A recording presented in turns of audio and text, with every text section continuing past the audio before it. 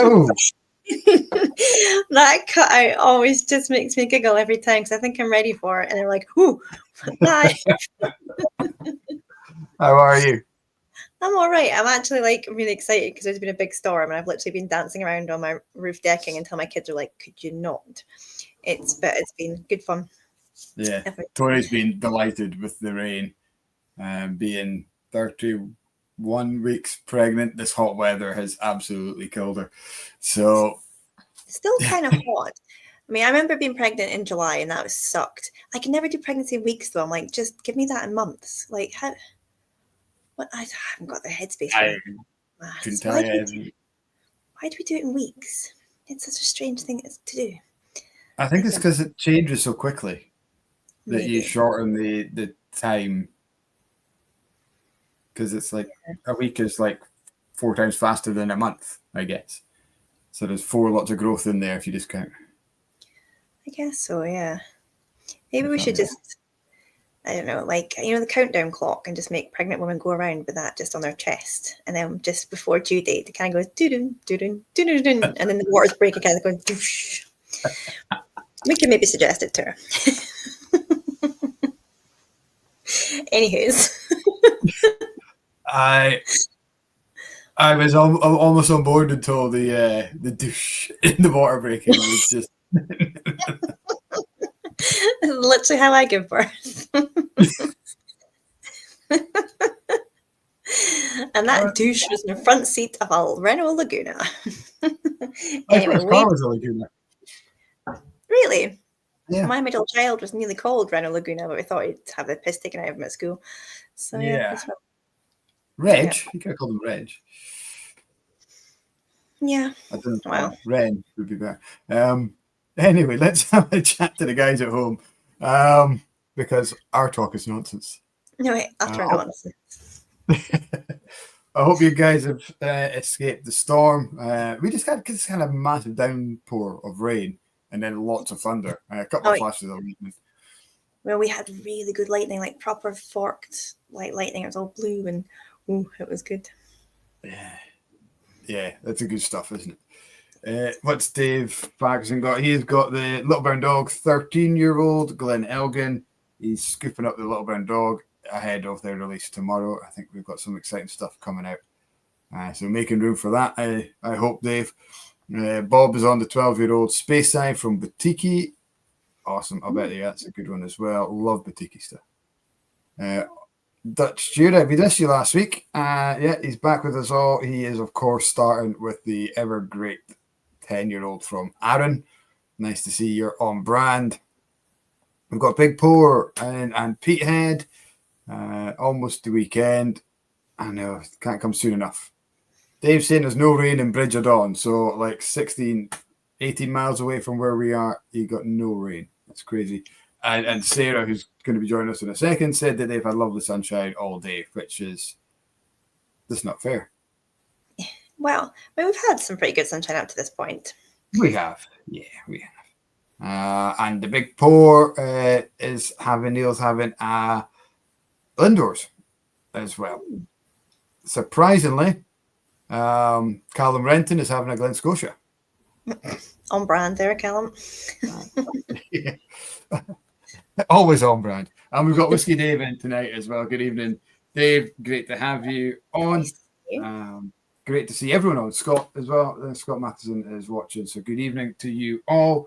Say cheers to you. I am kind of on brand, but a week late. I've poured a Cold Rain, which is one of our shop exclusives. Last week we had a tasting which celebrated a host of our past exclusives, and I'd found this one, so I've been enjoying that this week. And devastatingly, I couldn't find any Arran. I'm sure I've got a box which has 2. I've got a rum cask and I've got a port cask Arran in it. No idea where they've gone. So I'm going to apologize. First thing I'm going to do to Sarah when she jumps on is apologize. I've just noticed Whiskey Dave. I wondered if he was going to announce this or not. He's got his Torrevieja Oloroso sherry. This is your new shop exclusive, right? Let us know how that's turned out and how well it's doing, whether people could still get a bottle of it. Sounds fun. And is it available to onliners, or do we have to head over to Skye. It'd be great to know all about that, because we've known about this for a while, since you were selecting the casks. So great to see it in the bottle. Hope it's doing wonderfully well for you, Dave. Kat, where you've got the Amarone. Amarone. I do. That's how I met Sarah. So I was on holiday at Campbellton and nipped over to Arran for the day. I went into Lochranza, and it was Sarah who greeted me. So we got chatting, as you do. And this is the one, she let me try some samples at the desk. And this is the one that I actually really enjoyed. So it's nice to get that back open and find an excuse to, not that I need an excuse, but it's just nice to have an occasion for it. When you say that's the one you really enjoyed, I'm sure you enjoyed them all. It was just the one you enjoyed. I did. Most. But I wasn't going to buy them all, you know. I mean, it would have been lovely to, so I've got a little glass of that. And look how pretty that is. How lovely. Dave Mears on brand. He's got the port cask Arran and Big Pour. It's complimenting your house on the Prairie pigtails. Well, I've inspired by Wednesday Addams, and I got absolutely soaked down to my pants out on the decking watching the storm. So I just kind of had to do something with my hair because it was, a bit wet and minging. So there you go. Yes. Love it. I mean, way to throw back a compliment. I've got wet pants. They're not wet anymore. I got changed. Yeah. Well, we introduce our guest now. I think we're going to take Sarah. Today. Yeah, let's get the guest on. She's in the green room shortling away, so let's bring her onto the stage. Good evening, Hi, Sarah. How are you? Hello. I'm very good. Very well, thank you. I'm not sure how I can follow wet pants. I mean, please don't make a point and just wetting your pants for the sake of an argument. I don't know where her mind goes. I apologize. I went wild swimming yesterday, so that's wet as hell. Oh, nice. I bet there's some good spots for swimming round about Arran. I never really got the chance to properly explore because we were just over and back to the day, but there'd be some good bits there for wild swimming, I bet. Yeah, there's some really nice spots. That's the first time I've actually done it properly. I was up at I might say this wrong, Loch Aorsa, kind of like Dougarry area of the island. But yeah, I was swimming, me and my friend, she was a bit further out than me, and then I spied something in the water swimming away from her, and it was an adder that was swimming and got up on a rock and started to sunbathe. You've never seen us move that fast out of the water. Wow, that's so cool and creepy, but kind of cool. Wow. Yeah. Yeah, I mean, I've seen adders like Glen Rosa, but never swimming. That's amazing. You would probably get out of the water pretty quick. I went swimming at the Green Loch at Aviemore. Oh, sorry, we've got slightly. I went swimming in the Green Loch at Aviemore, and I was swimming around, and I was like, "Ooh, what is this in the water?" And it was leeches. So apparently, it's very famous for leeches at the Green Loch, but they don't suck your blood. Apparently, they just kind of eat aphids and stuff. But still, kind of creeped out a little bit. Still not nice. No. Callum's come up with the name for the next SMWS Lochranza release, and it's Wet Pants and Ponytails. I'd buy it. I've heard of more random names for the bottles. Yeah, there's been a few, hasn't there? Tim Powles has just joined us. Good evening, Tim, and good evening, Christopher Malloy, watching. Charlie Dodds and Rick have all joined the chat, so good evening to you guys as well. Hope you're all well. So we're talking about Arran there. I mean, it's known as miniature Scotland, isn't it? It's just got absolutely everything in this little wee area. It's a place I've never been, but it's on our to-do list. We were planning on doing it a wee while ago, but never got around to it. I was at a tourism conference last summer, I think it was, and we had a few of the Visit Scotland team from Arran up, because all the similarities between Aberdeenshire and Arran, where we have the hills, the sand, the beaches, the castles, the history, and the food, and all that.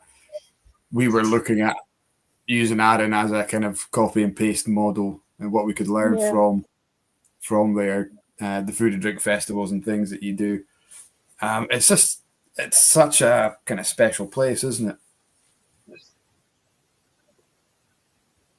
Yeah, it definitely is. And I do still now, like nearly 3.5 years later, after moving here, have to pinch myself that this is where I live, this is where I work. After wanting it for many years, so yeah, it is a dream island. That's so cool that you can actually just live your dream. What is your story from getting to Arran and getting to what you do now? Because obviously when we met, you were a VC, but now you've moved into, is it warehousing or operations or a bit of both? I'm purely operations now, so I'm classed as, my official term, process operator, but I think distiller sounds much cooler.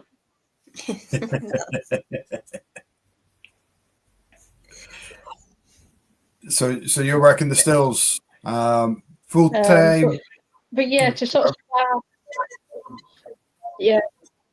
full time.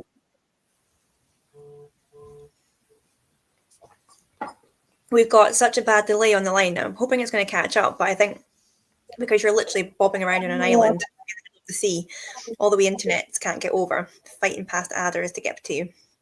But it should. We're going to try and not talk over you, but it's inevitably going to happen at some point. So we'll ask you a question, we'll pause, and then we'll wait for you to answer.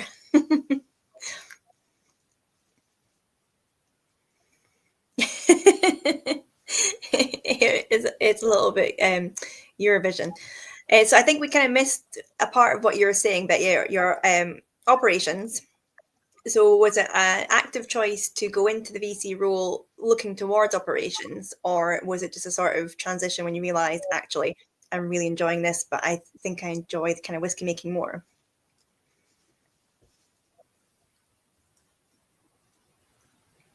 Yeah, I mean, when I first moved here, it was a case of I just wanted to be here. I didn't care what job I did as long as it was at the distillery. I'd have probably cleaned the toilets if you'd told me I could work there.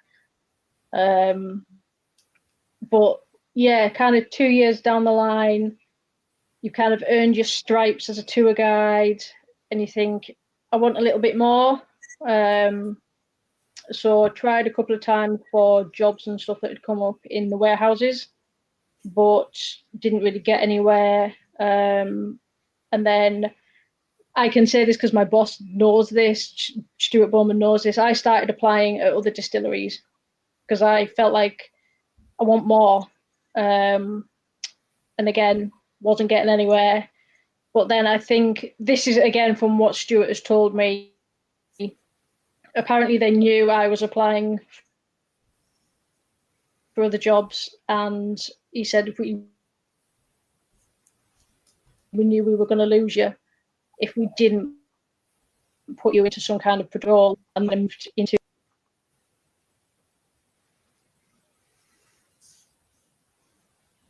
And we might have just lost Sarah there, I think, potentially. That's not so good. But I mean, how cool is that? The distillery think, well, you're away to apply for it elsewhere. We want to keep you. So I assume the next stage of that story is here's a job in production. Oh, she's back. We've lost you there. We lost you for a wee bit, Sarah, but we're trying to fill in the blanks. So while we wait to come back. Right, no worries. Right, yeah, moved into production. It was actually.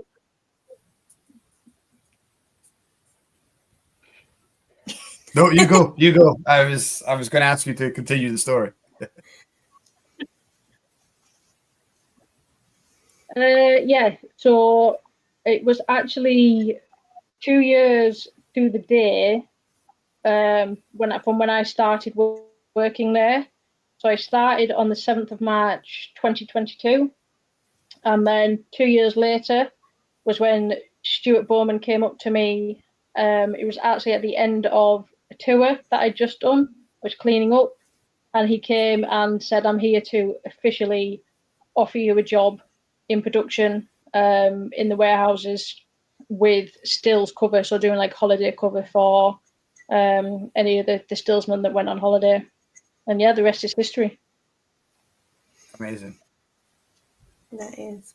I mean, I'm not surprised that they knew you were looking for other jobs, because it's such a small community that you can just imagine that you can't really keep that a secret for very long. But it also shows how welcoming the community is, that, you know, as Mike said before, and I'm not sure if you heard that bit, but they heard that you were looking at leaving, obviously didn't want to lose somebody as valuable as you, and decided to help you progress in your career. So that's a fantastic, you know, company to see the benefit of somebody and help them progress. There's not many industries where you would have that that sort of feel and that sort of vibe.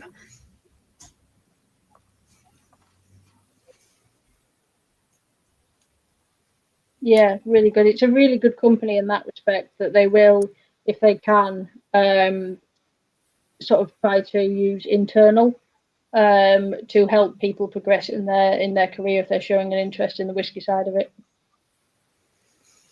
So is it predominantly like a local production team and sort of distillery team, or have quite a few people moved onto the island, well, A, looking for distillery work, or B, ending up in the distillery because they've moved onto the island looking for work?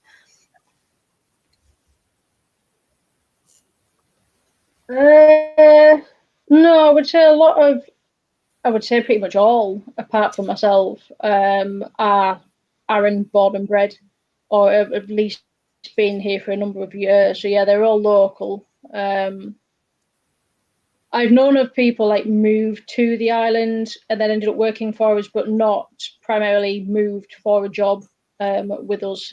I feel like I'm the odd one out in that sense. I'm the only one that's done it, or that I know of anyway.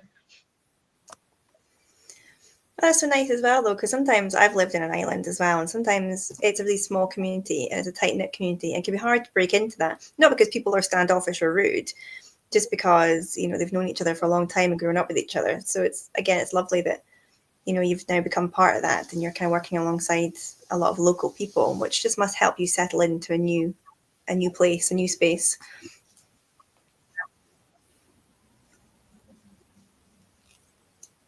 Yeah, definitely. I've made a lot more friends than sort of anticipated. I mean, if anyone's ever kind of moved out of their hometown to somewhere they don't know, it can be quite daunting, especially moving to an island. You kind of think, am I actually going to make any friends? But yeah, I definitely, not just on island either, like just through the whiskey industry in general.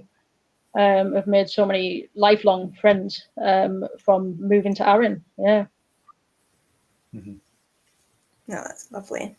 That's good. And what's the community like out with the distillery? Is there, you know, is it quite a friendly kind of buzz around the island in general, or what do you get up to in your spare time when you're not making whiskey? Yeah, the island, especially during the summer, obviously the island is a lot busier. But yeah, there's still a sense of community during the winter months, when you've got us hardened people that live here all year round and not just come for holiday homes. But yeah, it's it's a good island. I like to try and get out walking as much as I can. That's where I've kind of been today, down to Kilmorey, down behind the hall there and down onto the beach. I like to do a little bit of, if you follow my Instagram, which I know Kat does, I like to do bottle digging, which some people probably have no idea what it is. Bottle digging. Yes, I wanted to ask you about this. I'm so intrigued. Yeah. Like, I'll let you explain to Mike, but I've got so many questions afterwards.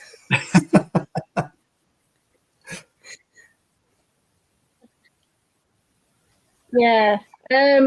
Bottle digging it's basically going to where they used to sort of dump the rubbish before collection was a thing.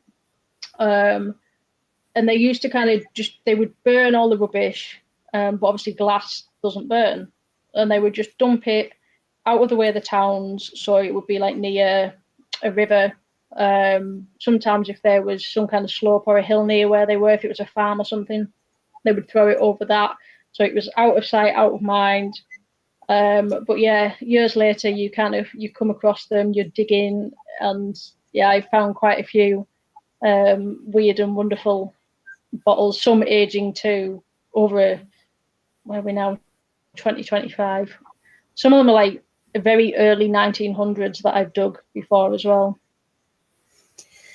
Yeah, so I didn't know exactly how and what you were why you were finding so many. I didn't realize it was like a dump or like just a rubbish dump, because like a lot of them you kind of find out the whole history, like whether it was like pharmacies or breweries, or like you found some really cool historic kind of bottles.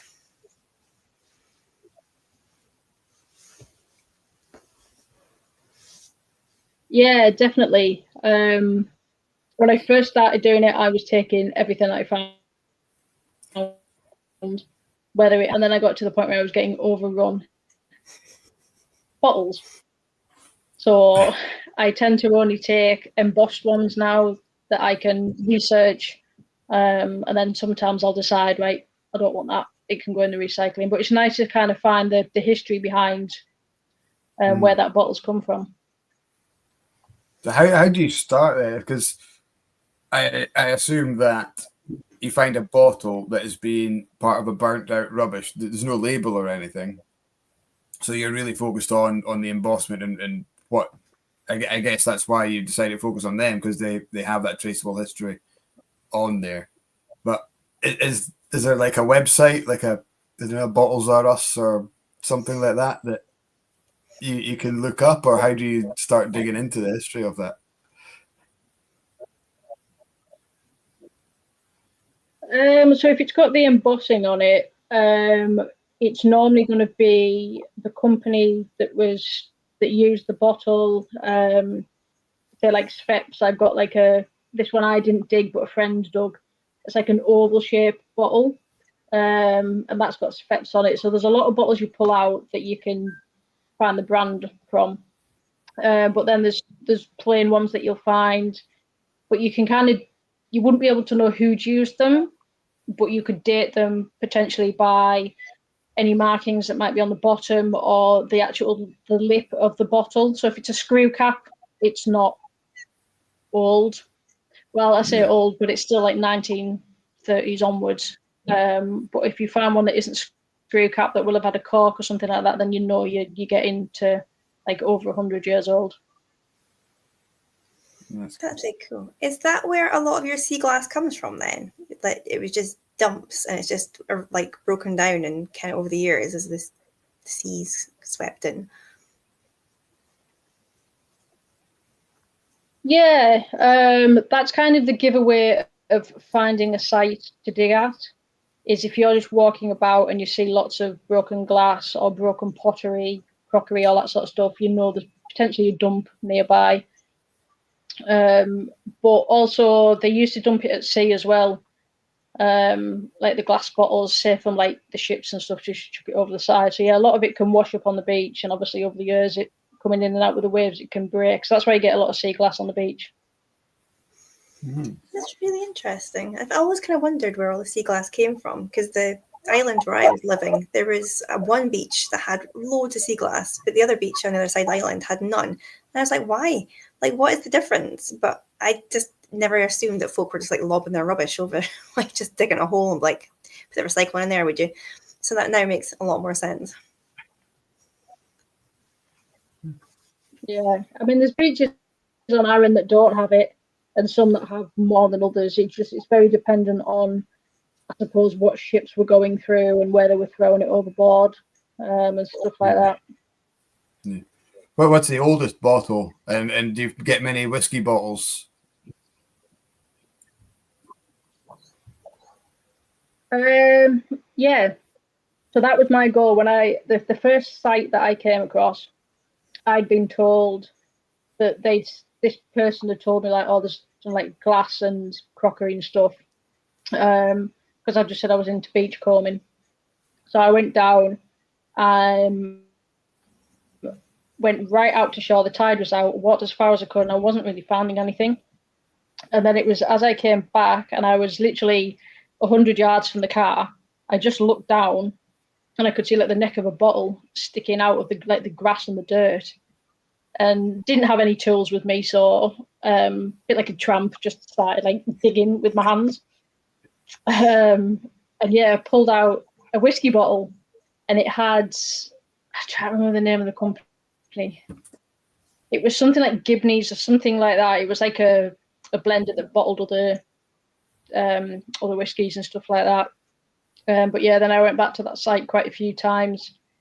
The oldest I've found in whiskey terms, which was from that same site, don't like to reveal my sources on where it is, just in case.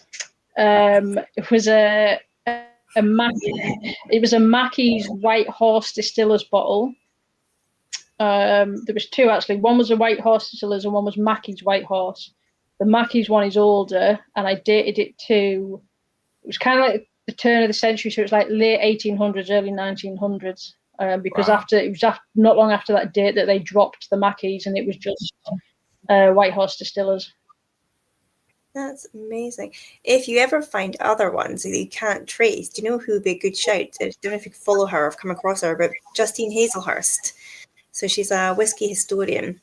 She also organises the Fife Whiskey Festival. Give her a follow on Instagram. She's is it Cask with a Cask K? with a K. Yeah. And she loves a graveyard, so like absolute hero. And she'll kind of a lot of it's to do with the blending history and leaf and things, but she's an absolute font of knowledge. So give her a wee follow, and if you ever find an interesting bottle, ping it to her. I'm sure she'd have an answer for you. Yeah. I love it. Whiskey bringing definitely. I'll definitely give her a follow. Yeah. Wouldn't it be great if you found you dug up a bottle like that, but the cork was still sealed and still had whiskey in it? That would be the dream, wouldn't it? It would be cool. Oh, that would be the dream. I'm not sure I'd want to try it though. No. If you found like a message in a bottle, that would be quite good fun. I always did that when the kids were wee, just kind of flung a bottle into the ocean with a message in it. But I was like, probably just went right around the other side of the island and kind of just landed on the beach in the, next to the shop, probably. But the romance. You probably found it 6 weeks later and thought, oh, look at this. Talking about finding weird things in bottles, did you see the Thompson brothers at Dornoch opened up a mystery Demi John? They bought it at an auction. It was on their socials a couple of weeks ago, and it had like a wax cork, and they kind of opened it up and tried it. Oh, yeah, I have to have a look. And I can't remember which brother it was, but one of them just went straight in and tried it because, like, they're both nosing it, and the other one just tried it. He's like, okay, so we're just trying it then. So I think they decided it was like a fortified wine or something, but okay. Yeah. Go back and find their socials, and I'm sure it was a couple of weeks ago. That sounds pretty cool. Sarah, we've got some questions coming in from the guys at home. Christopher Malloy is asking, what was or is the idea behind the Arran Barrel Reserve, and how is it selling? Yeah, it's a really good bottling. So it's, if you've never sort of had Arran before, or even whiskey in general, it's that good introduction because it is lightly filtered. It's one of the only ones that we do lightly filter. It's not as kind of sharp on like the throat and the palate if you're not used to drinking whiskey. And it also gives you the option, with it being lightly filtered, to add a bit of water, add a bit of ice, so that it doesn't sort of go too cloudy. It's just that good sort of introduction, that good build up if you're looking to get into single malt. And it's a very good price as well. Yeah, it's a great price. And it's selling well with us, so I guess it's a great wee addition to the portfolio. Yeah, Whiskey Dave definitely. has said, yeah. Whiskey Dave is saying that his friend Mella works in Arran and is his whiskey buddy. I'm not sure if you know anyone called Mella. It's quite an unusual name, unless it's short for Melanie. Maybe if they'd said where they were. Yeah. Dave, where does Mella work? And is it short for Melanie or anything else? Can't think of another name that it might be. Tim is saying happy congratulations on 30 years since the first full casking. It's tomorrow, so 30-year anniversary, which is pretty cool.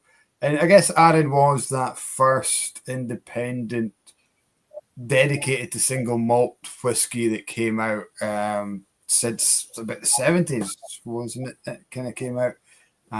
Champion and single malt. We're not being built for blends. We're being built as our own standalone malt distillery. And it's stood the time for 30 years, which is awesome.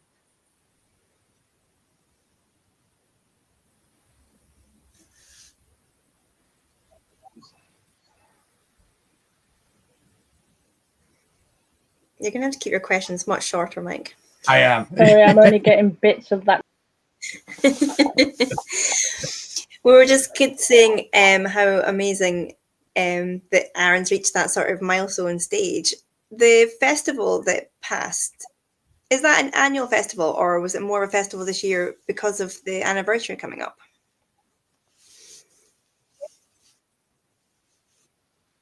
No, it is a yearly one.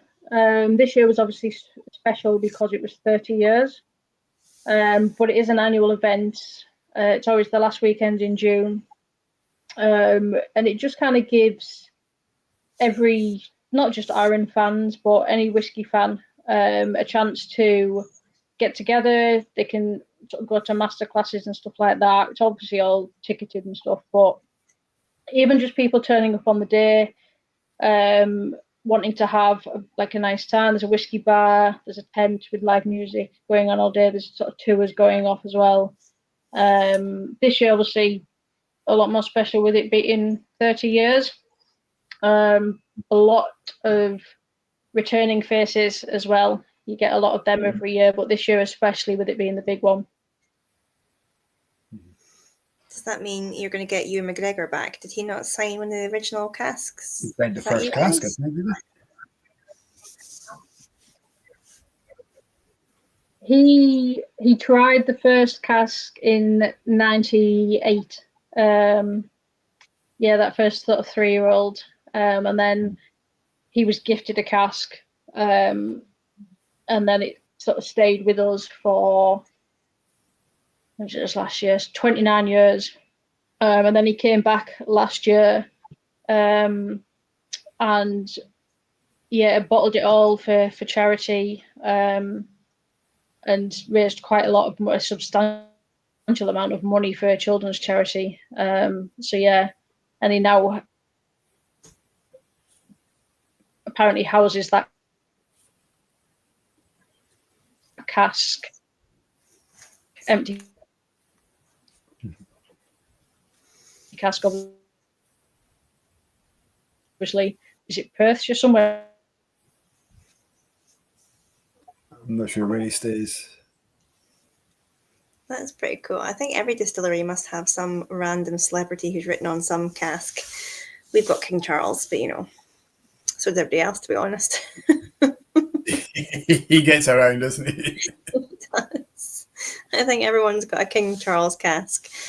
I think you trying to stop him signing stuff is your problem. Just put that pen down, Charles. Honestly, don't touch it. Just go and stand over there. Yeah, hands in your pocket.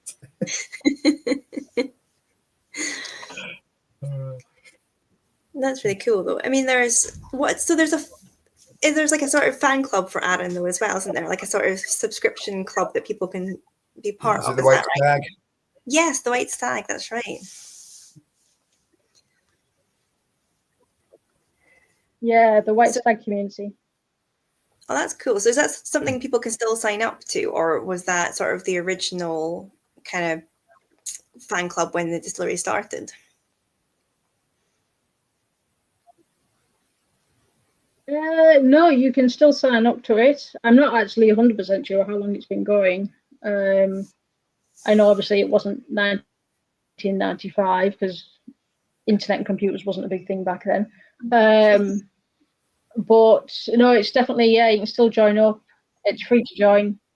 Sort of monthly newsletters about distillery exclusives that are coming out, or web exclusives, information about the festivals as well when it gets to kind of like the beginning of the year.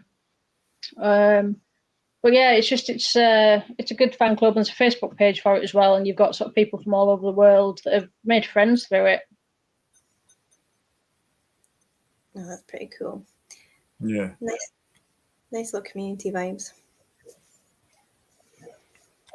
Why the white stag? Yeah, Where does definitely. that name come from? Apparently, I've never seen it. Apparently, there is a white stag on the island somewhere. Whether it's a bit like the Loch Ness Monster myth, I don't know. But there supposedly is one somewhere on the island. Oh, that's cool. So it's meant to be like a bit of a genetic mutation, isn't it? Because they call it a white heart, and it's bad luck to shoot one. If you do see one. I mean, if you shoot any deer, it's always bad luck for the deer. So it doesn't matter what color it is. Fair. That's very true. Although easier to shoot them if they're white because you'd see them better. But yeah, it'd be a shame to Unless shoot it's snowing. Well, that's true, actually. Yeah. It might be like the Arctic. Is it Arctic fox and the hare? They turn white in the winter, but they're becoming rarer because of the climate change, and the snow's coming later. When the rabbits, the deer, they don't. They go by the seasons rather than the weather, and they change too early. So they're just little white dots in the green background. So they become much easier for birds and hunters. So they snap them up. Yeah, no, that's true. So we might see a white deer soon enough. We might. We haven't asked. Did we ask Sarah what was in her glass? I think we got straight into chatting. You never know. We haven't asked you what's in your glass tonight. I'm going to have a guess at Arran. No. You might be right. Yes, it is very much an Arran. There is probably no chance of you seeing what that is. PX finish. So it's a.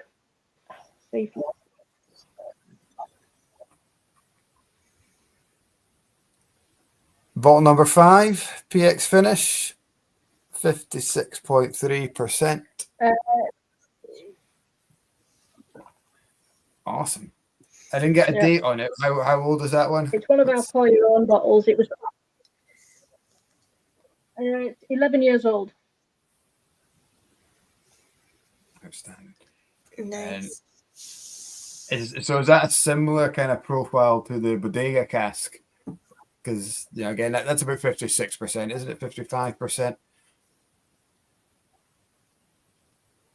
Yeah, it's 50. I should know it's my favourite. 55.8, I think, or something like that. Yeah, it's round about that, yeah. Yeah. This one is it's one of our pour your own. It was. No, on you go. I was going to say it looks very sherry, but you were away to tell us about it, so carry on. Yeah, it's a. I can't remember the actual sort of ages, but it's near a double maturation because it was quite a long time in that PX sherry. So it was in the bourbon first, and then went into the PX sherry. And it's very sherried. It's definitely picked up on that PX, as you probably saw from the colour. But yeah, it's a very, very nice dram, and it's running very low, and unfortunately we've used all that cask up. It's a nightmare, isn't it, when you've got to the end of a bottle you love, knowing that you're never going to see it again. I'm absolutely terrible for it. I've said this a few times. It probably my worst collection is Glenallachie, where I have Yeah, and I've started pouring them into smaller bottles to make sure the air doesn't oxidize it too quickly. But I'm a nightmare for not this. Yeah, when you've got a great whiskey. That's a good tip. I've never thought of that. Yeah, I picked that up from one of the guys who watched the Blether. It was, I can't remember, Dominic, actually. He's a customer in the shop as well. That was his trick, and I picked it up from him, is when you get to that last, either that or you can make an infinity bottle out of it, but putting it into, we're lucky enough to have so much sample bottles that you can pour it into, and it just keeps them a little bit longer. Not infinitely.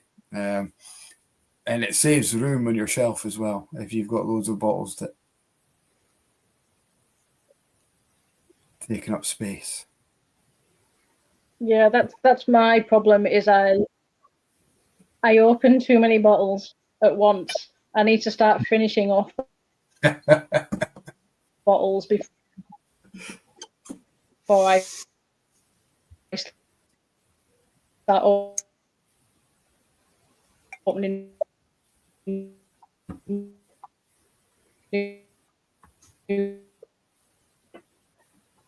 ones.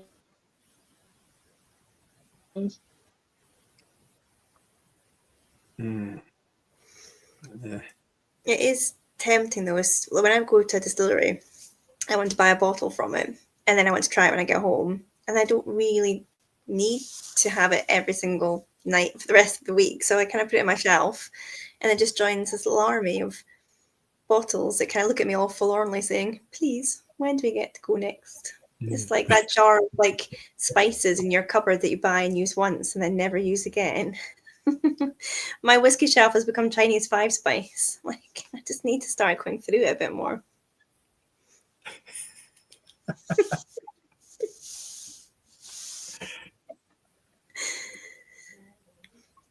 But yeah, it's like that little moment of time though, isn't it? Because it's lovely you're sharing your bottle, even though it's nearly finished and it's one of your favourites, your handful, that you've looked out for tonight. And then I haven't opened my Amarone for ages, but because I knew you're coming on, I looked out for you. So like it is these little moments of time that you want to sometimes just go back to and enjoy under different circumstances. Yeah. I think one of our guests at home as well, Whiskey Dave, has got a 23-year-old Arran from Claxton's. He's never touched it. So Rick is encouraging him. Tonight could be the night for that to be opened. Let's apply on peer pressure. Do it. Yeah. Be great to know what that tastes like. Dave. Also, let us know if you need a hand carrying the bottle down off the shelf, because they're huge. Such big bottles. The Claxtons. Yeah, they're so big. They are like proper big chunky bottles. Like the biggest aftershave bottle in the world. We had a chat with Claxtons. I think you missed it, did you, Kat? You weren't on. It was over on Isla, I think, when you had that chat. Mm-hmm. And yeah, we brought up the topic of the bottles and we had an in-depth conversation about it, but they're here to stay. That's fair to say. You know, they're so different from any other bottles, so like, why not? And you imagine, like in 200 years' time, when you know your future self is digging up bottles on the beach, Sarah, pulling out that thing, you're going to need a hell of a shovel to get that out of the ground, but it'll be worth it. Yeah, definitely. It's it'd be a bottle that you wouldn't mistake either. You'd definitely know where it'd come from. Yeah. Yeah, exactly. Very distinctive. Is it only glass bottles that you collect, or do you pick up a lot of ceramics as well? No, I've dug up ceramics and stuff like that, like inkwells, cream pots. I only tend to keep them if they've got markings on, so I can sort of look up the company. But no, you do get a lot of ceramics as well. I cheated a little bit. I have got 2 ginger beer bottles, but I bought them because I wanted them on my shelf. That's fair enough. You've got to be aesthetically pleasing as well. So in terms of Yeah. moving into production, getting to be in the warehousing for a bit, were you like creeping around in the warehouse looking at like interesting releases, thinking, oh my gosh, I can't wait for that to be bottled?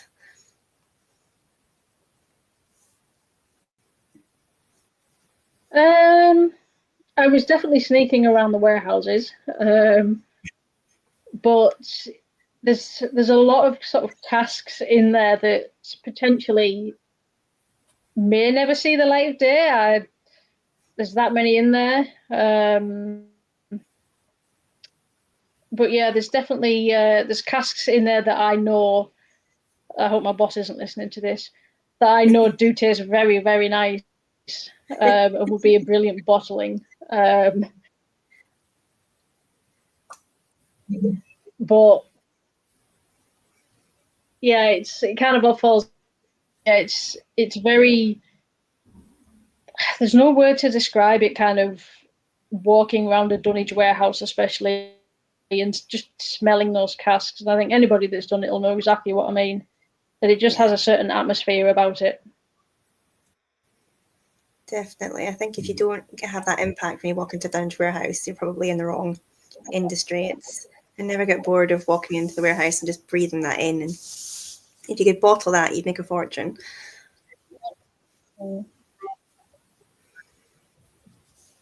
Yeah, you would. I'd buy it. I think we've got a few more questions piling in as well, actually. Yeah. I'll let you go, Mike. Let's go back to Reb Mordecai is saying, I don't know if you would know, I guess you probably might know this. Why doesn't Lag use the local peat for its bottlings? I think Macri Moor used to use Arran peat, but Lag takes over from the mainland, doesn't it?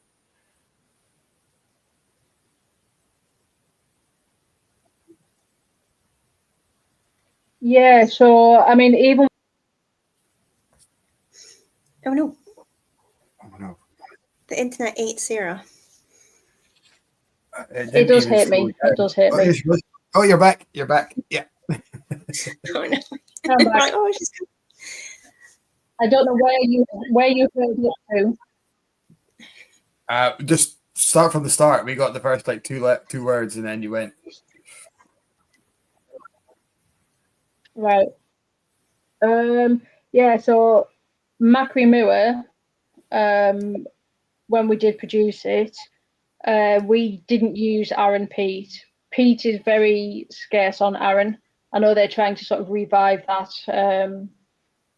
But even with the Macri Moor, we used it was Highland peat, so it was from sort of right further up in Scotland. And as far as I'm aware, it's the same that Lag are using that as well. Obviously, we get all our malt in, so Lag's malt is coming in sort of pre-malted, pre-peated. So yeah, even when we were using it, it was that Highland peat. Okay. And that's just because there's, yeah, like you said, there's not enough peat for the level that you need on Arran, or is it because you wouldn't be allowed to use it because is it private ground or?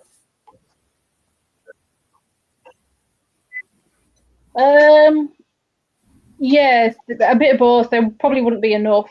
You would soon dig it out, and there'd be nothing left.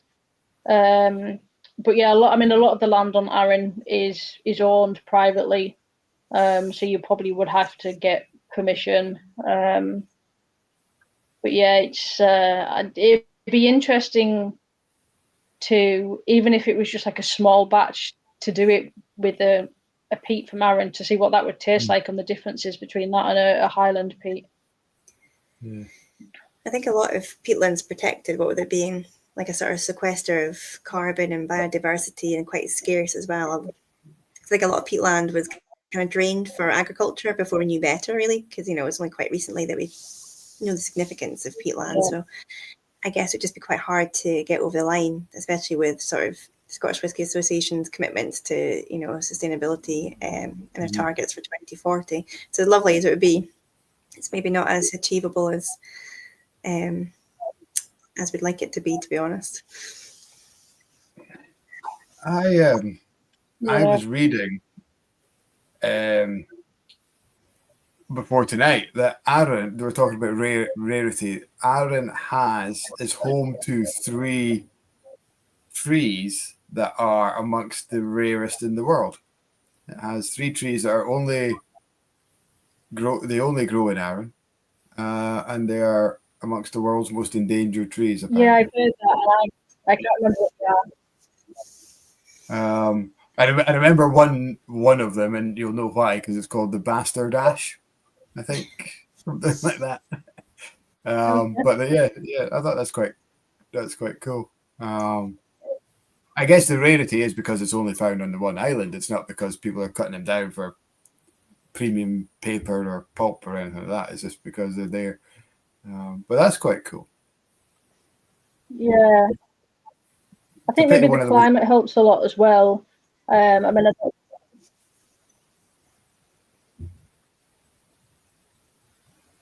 No, you're fine. Carry on.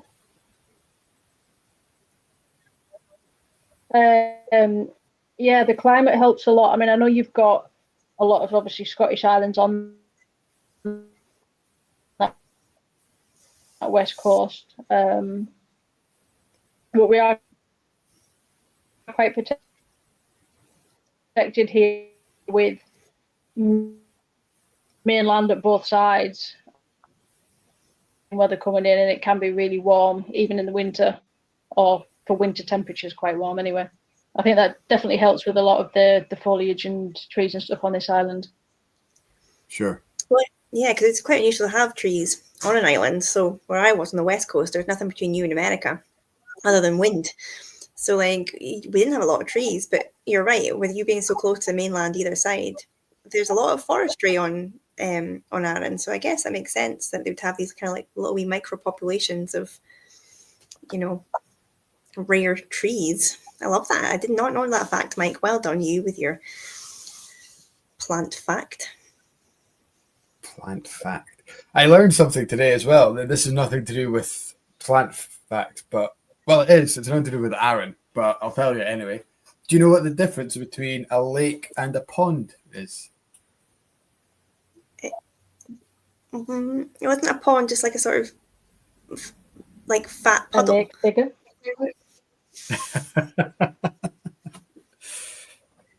A lake has to be deep enough to have a section of it that plants can't grow.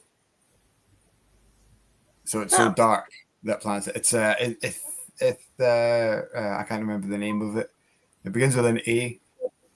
There's a layer that's deep enough, and it's too dark. The sunlight doesn't hit it. So there you go. And 6 out of 10 lakes are in Canada. That's the other thing I learned today. Oh. Have you been listening to your podcast again, Michael? I've been listening to my podcast again, yes. But that's bizarre, So if you woke up, if you had a random night out, I was thinking about this. If you had a random night out, got really drunk and woke up, didn't know where you were, if you looked out the window and there was a lake, there's a 60% chance that you woke up in Canada. That would be so scary if you'd started drinking in Scotland. Some night out. I mean, I've heard about some of your long walks while drunk, Mike, but that would be It'd be a very wet walk. And a wet pants again, yeah. Back to wet pants.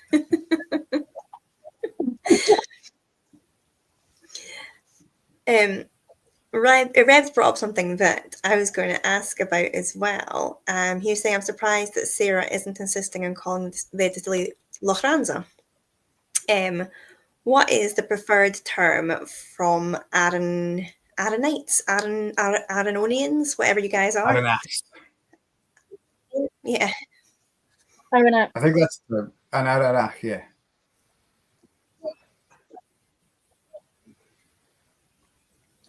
I think up until Lag opened, it was just, I would say, like Arran Distillery, obviously, because it was just the one. Now I think, although we are the same company, lag is kind of known as lag, and I would sort of class Arran whiskey as like the unpeated, the Lochranza side. You could say Lochranza Distillery because that's where it is. It's in Lochranza, but I think if you said to someone, definitely someone that really knows like the whiskey and stuff like that, if you said, "Oh, Arran single malt," they would kind of know it was the Lochranza side, because I think you would just say lag if you meant the other one. But you can call it what you want. It's entirely up to yourself. I love that. Yeah, just call it what you want. I guess because it doesn't say Call it what you want. Arran whiskey, isn't it? It's Arran on the label, so people will always call it Arran, whereas lag has lag on the label. It's a little bit different, I guess, too. Yeah. Although saying that's one of the facts that I tell people on whiskey tastings up the spout, because I used to say there's only 2 distilleries, and now 3 with Kinglassy, that they don't call the whiskey after the distillery. So there's Knockdhu with Annick, Kilkerran with Glengyle, and Inchdarney with Kinglassy. But Arran would be very much in that kind of role, isn't it? Because it's Lochranza Distillery. It's never been called the Arran Distillery, has it?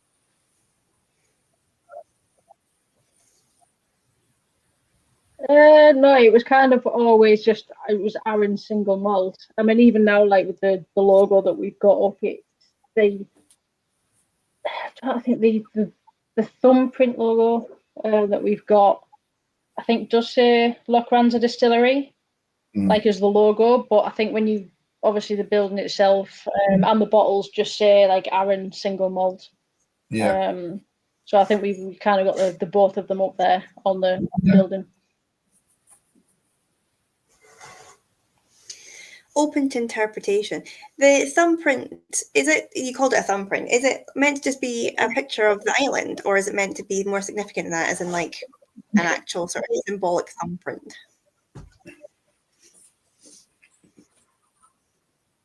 Not as far as I'm aware.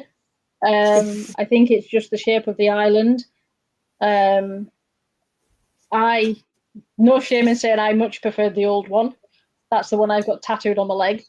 But it's kind of got like the 2 eagles that kind of represent the eagles nest that we've got, where the golden eagles return every year, and then you've got the little still in the middle. But it is just the shape of the island. But I just think it looks like someone's put the thumb on the bottle and printed the thumb. Yeah. You mentioned the Golden Eagles there. That's another great thing about Arran, isn't it? That it's the only island in Scotland where you get the Scottish Wildlife Big Five live there, which is your golden eagle, red squirrel, red deer, the otter, and the grey seal.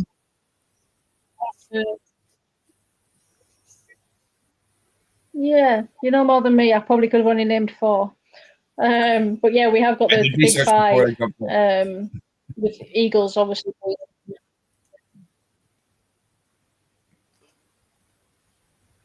Yeah, it's the eagles especially. They're kind of like our mascots that they return every year. I think most years they tend to have I don't know what you call a baby eagle, an eaglet. Eaglet, yeah. But yeah, it's nice to see when there's kite way up there, because you know they've had a baby, and they're teaching it to spread its wings as such, no pun intended there, to kind of go off on its own and to do its own thing. Oh, that's lovely. You've been very busy with your Arran facts, Mr. Stewart. I did not know that either. I think I did see a red squirrel when I was over there, and I do love a red squirrel. But yeah, it's a pretty big island, to be honest. I wasn't prepared for how big it was until I got onto it. But yeah, it's kind of got a little bit of everything. But that's again why they call it Scotland in miniature, I guess, because you can literally just see a little bit of everything when you go over. And it's very much because it's on the Highland Lowland fault line, isn't it? The Highland boundary fault line, which is why you've got very much Scotland miniature. You've got the Highlands with Yeah, the the divine. boundary line. Yeah. Which is cool. I think it's Yeah, it's I mean, very, Lochranza, with it being up in the north, yeah. yeah, Lochranza's kind of Highland, if you want to put it into a proper whiskey region, and Lag can be lowland. But we like to just have our own little region it's an island region, which I know technically isn't an official whiskey term, but it should be. There's a lot of people do take islands as a separate. I know it's not official, but then either Speyside or Campbelltown, they're not official regions either. They're just localities. So Yeah, go and for it. if we're pulling hairs, the Highland region is a ridiculous size because we fall into the Highland region and we're not in the Highlands. So I mean, if we're splitting hairs, let's split all the hairs. Like, it doesn't. Yeah, I think if we're going to put a lot of stock by it, then we'd have a lot of explaining to do. Really, it's just more of a overarching concept. But there's so many island distilleries now; it makes sense for it to be its own category. I think because every island's its own microclimate, its own kind of terroir, its own kind of story.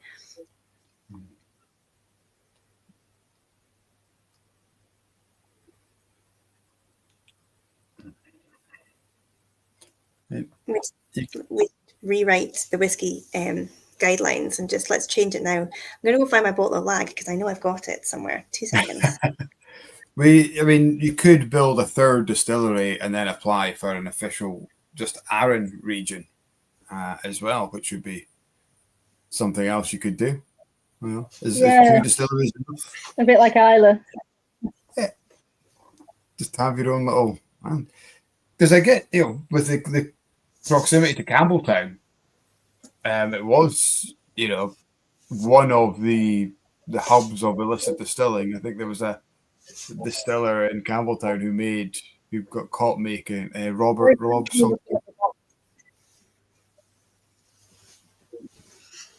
I missed that. I missed say that last bit again, sorry, Mike. I was saying, back in the turn of the century, there was a distiller, a plumber or cooper in Campbelltown was selling a lot of stills over to Arran, and I'm trying to remember his name. It was Robert something, Robin something. Robert Arran. Yeah. We had his great grandson on. Callum Diak. Callum Diak was on as well. So we wrote a blog on him a few years ago, and Arran was a hub of illicit distilling. So there's maybe space for another distillery on there as well. I would say so, somewhere in the middle. Yeah. Do you know what I forgot? I forgot that my Lag cork was broken. And stick it on the side of the sleeve.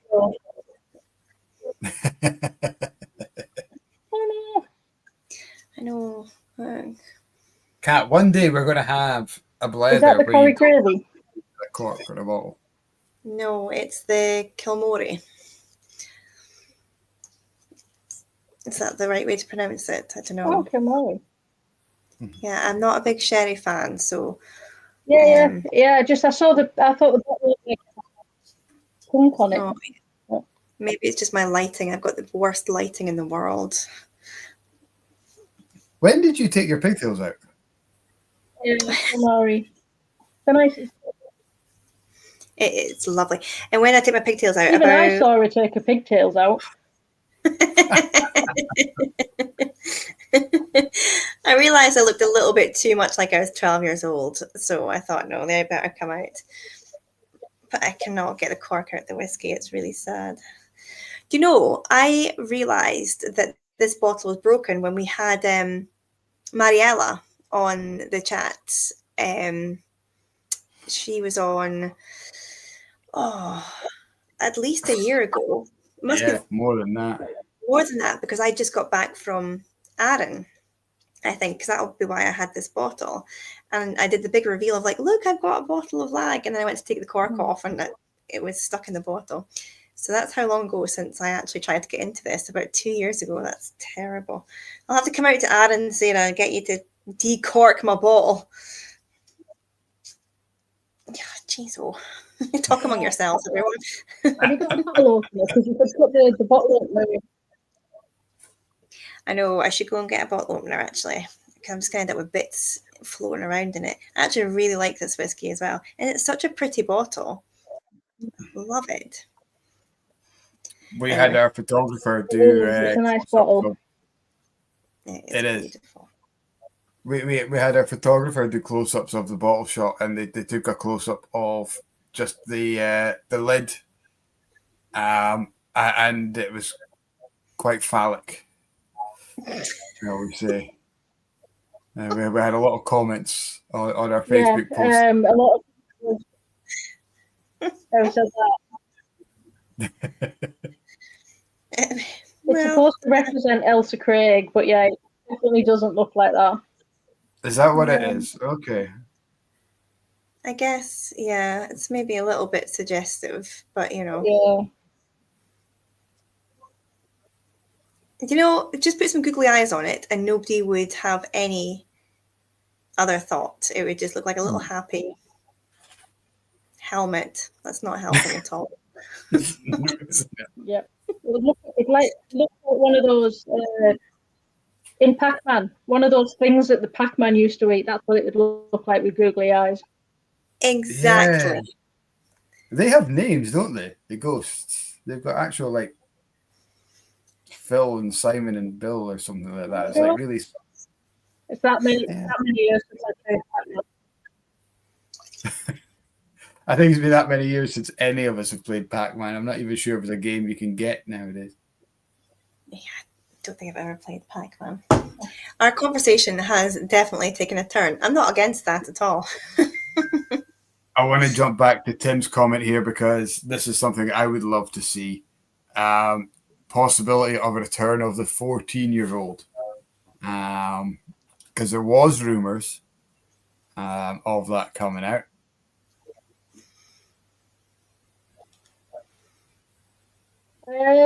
There is rumours. It is returning. Not 100% sure when. But I think, yeah, it's definitely returning. I'm a massive fan. There's a lot of people out of that old 14. So I'm really hoping it lives up to the last one. Because it's a firm favourite of a lot of people.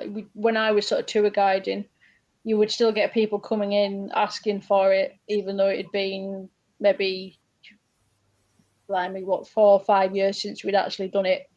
So it'll be interesting to see when that does come back, what it tastes like, and hopefully it's just good. 100%. That'd be. I guess But the danger is. Not even a podcast at all.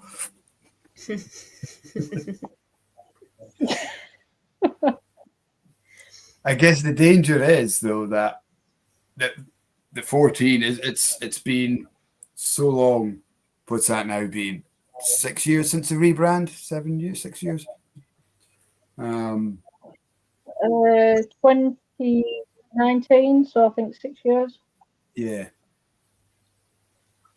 It's now been that long that the 14-year-old creeps up in people's nostalgia, the memory. They think that was a good dram, and the longer it goes without having it, the better it gets.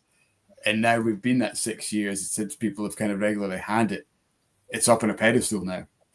So the danger is that it's re-released and it's like, oh, it's not as good as it used to be. There's always going to be that comparison.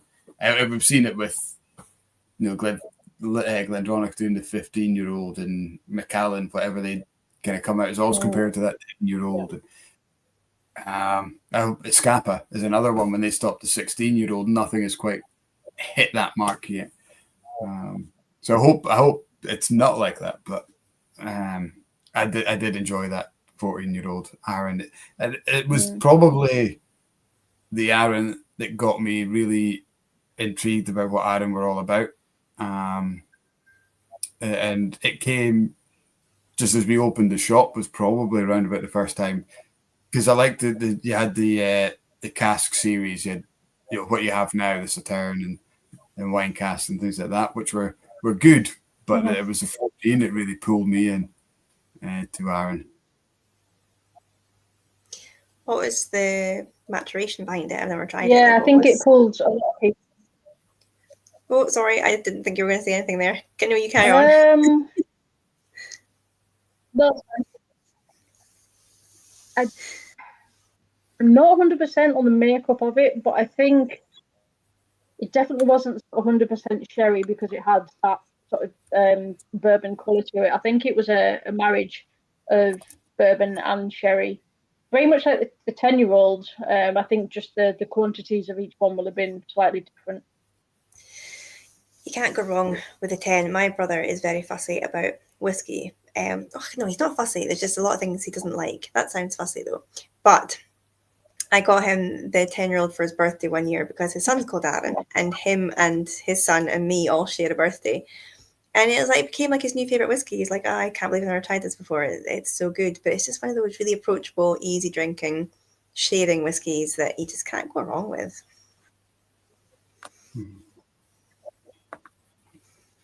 Yeah, I want to say it was a finish. I want to say it was maybe the 10-year-old with a 4-year finish. Yeah, absolutely. I mean, you sort of say like, oh, have you tried? And they will say they've tried the 10. That's the one that pulls people in. Yeah. And you need that. You need your champion whiskey that actually draws people in, so then you can start getting to experiment with other expressions and kind of really getting into the nitty-gritty of the house character, the style, and kind of, becoming a fan. I think some people say, core ranges, like, oh, how boring, why would I bother? You need those core ranges. You have to have a support. You have to have like something there that is your sort of light bulb moment for people. Absolutely. I mean, every distillery needs their what's the word I'm looking for? Like signature whiskey, I suppose. Yeah, the flagship. That is going to attract people. But flagship, that's the word. Yeah, because I think that's the one that's going to pull people in. You're going to have people returning, which means there's the potential there for them to try limited editions and stuff like that. It's that one whiskey or 2, 3, depending on the distillery, that really sort of sells the distillery and kind of makes the distillery what it is, I suppose. Yeah. Yeah, and you would appreciate that more so in your position of coming from visitor centre, where you are sort of speaking to people who are just wandering in because they're on holiday and having that first encounter with them. Do you miss any aspect of that at all in your new role?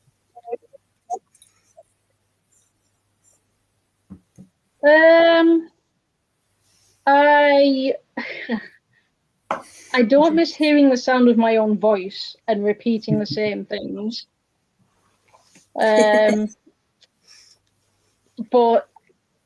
yeah, I mean, that side of the job was really good because you were meeting lots of different people, not just sort of whiskey people coming in that had never tried whiskey. They were just doing the whole touristy thing.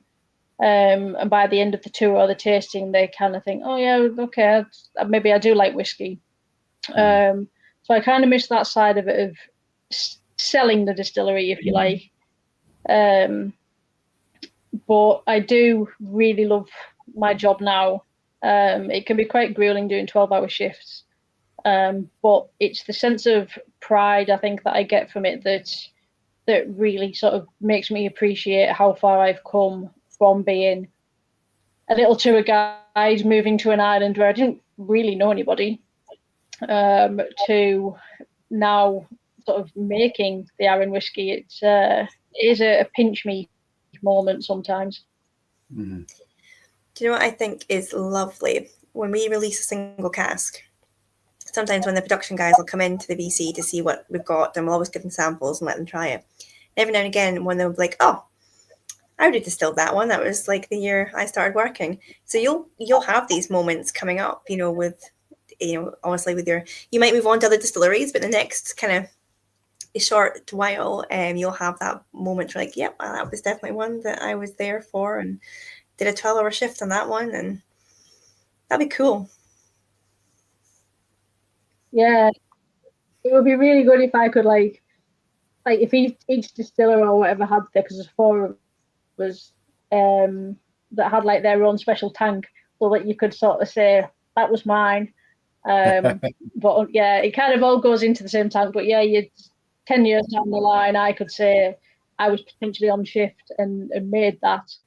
So yeah, it's I've got another at least 2 years to go, because I've been doing it a year now, before I can say I've potentially made whiskey that's been in the cask for 3 years. Yeah. How cool is that? What a moment. You kind of literally just distilled a little moment of time that nobody can take that away from you, because you can, you'll know that you were part of that, and no matter what happens with it, whether it stays in the warehouse for the next 15 years or whether it's bottled, like that is something you were involved in. That's very, very cool.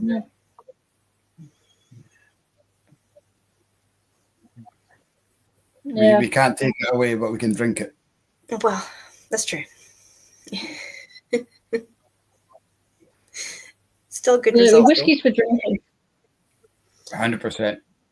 And again, because you were in the warehouse as well before you got into because you started it, your first job was warehouse covering the still house, weren't you? So did you fill casks at that point? Were you filling casks that you can say when it comes out as a distillery exclusive? And you with us? Where have we lost her?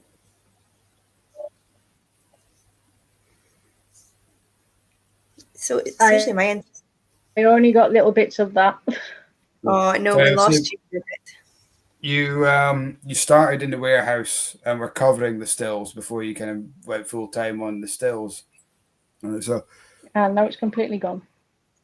Oh no. Dear. Oh no. Oh no. I wonder if you can hear us, Sarah, whether you come out the chat and try and get back in again and see if it'll catch up, because I have this problem and sometimes doing that helps.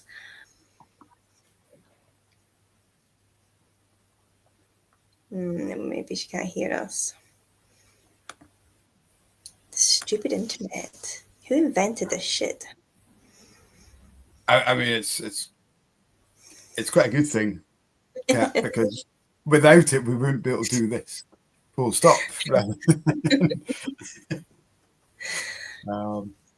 We see Sarah moving. Oh, she's either left or she's kicked out. Yeah, I wonder if she's going to try just dipping out and coming back. Because usually, if I'm having this problem, sometimes just coming right the way out and coming back in again seems to work. So maybe it's like the old IT job. 90% of IT is turn it off and turn it on. Turn it off, turn it on. I know. I could do that job. We got PX Woodhouse. Good evening to you, joining in. So great to have you along. Rick, I'm going to ask Sarah when she comes back in that question about the shuttle bus. I believe they do, but I think it's only seasonal or round about festival times. I'd love to go for the festival. That looks good. That would be cool. What do you mean my freeze face? Like, how often have you seen my freeze face? And like every week. Like every week, I know. Maybe I should just like practice my freeze face that I don't actually look like an absolute walloper. Yeah, as long as you guys are not screenshotting the freeze face, that's all right. Every time. You've got Sarah back. Can you hear us? I'm not sure whether you can hear me. We can hear you. We can. Hopefully, the little blip out has helped your internet catch up. I think it's still a little bit. Or not.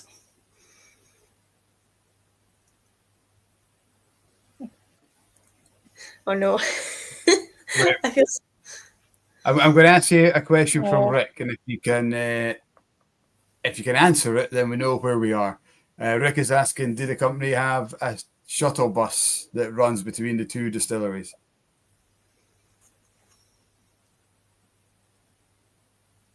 No, we don't, but that would be a very good idea. With Lag being so I wouldn't say far away, but so in the middle of nowhere, if you like.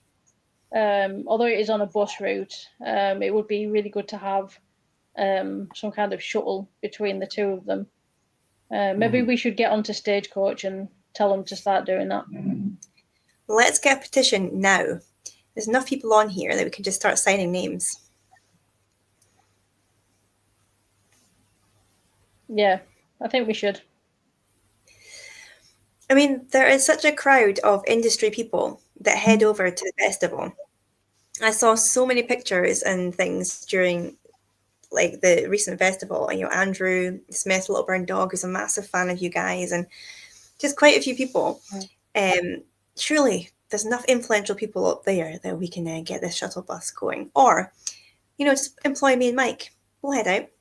No, I'm not doing anything Tuesdays, Wednesdays. I don't know. We'll just do that, Mike. Yeah, absolutely. Yep. You could get the White Stags to chip in. Yes. Tell the White Stags it's £10 a month, and then you get every time you come over, you get the shuttle bus. To take you down to Lag. 100%. There was a question actually. I think it was Rick that asked, have you ever, or is there part of the perks of the job getting to go down and work at Lag and do some work there?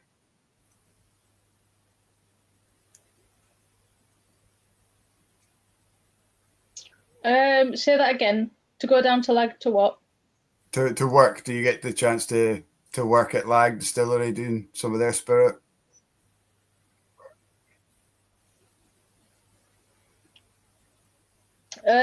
We don't know. So we are, although we are the same company, and we've got each other's back, we're kind of like the staff side of it is different, just purely because the process is very different, and like the way that the process is done is very different at each distillery.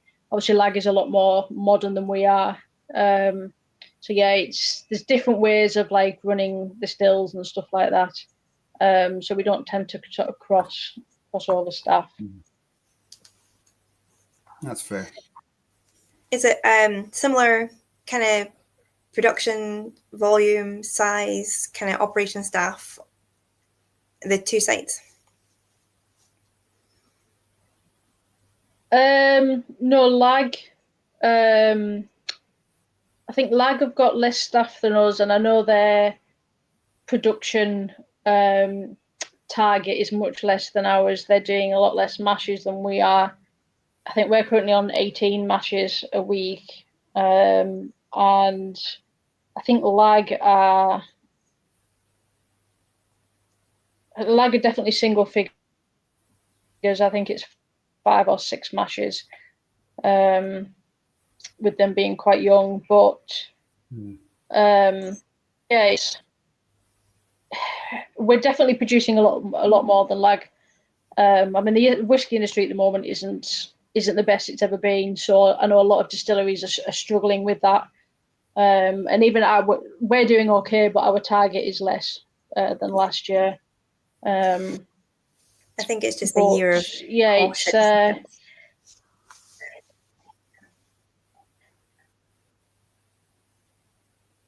I think, sorry, I didn't mean to cut over you there. I was just saying, I think it's just a year of caution. I think everyone's just kind of slowing down a little bit, just waiting to see what's what, and then, you know, just keep going until things start picking up again. Yeah. I mean, I guess your footfall would be quite high as well for a tourist season. I think Reb was going back and forth. I think he was Googling various websites that were showing Arran as one of the most visited distilleries. I think he found one that said the most, and then one that said the third most, and one that said the second most. So multiple sources, but you do seem to be up there with quite high footfall of visitor numbers, which is fantastic.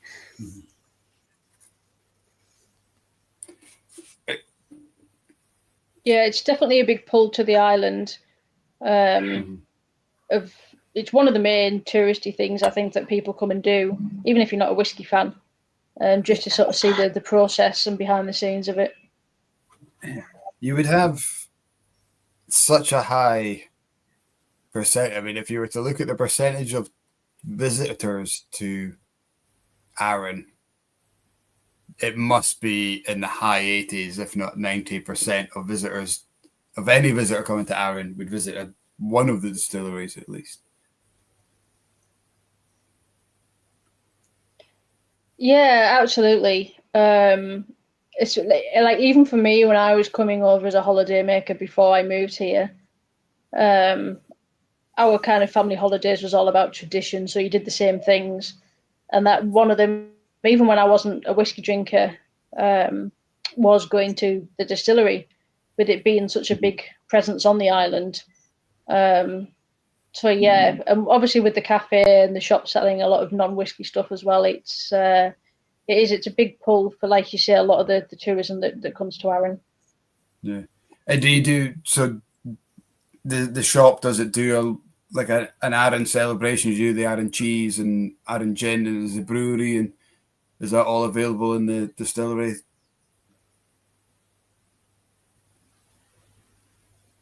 Yeah, we've got not obviously the vast amount that the cheese shop or the brewery have, but we have got a lot of local sort of produce and stuff available. Yeah, we've got some of the cheeses, and we've got like the multi-pack of beers, and we sell like the Arran ice cream.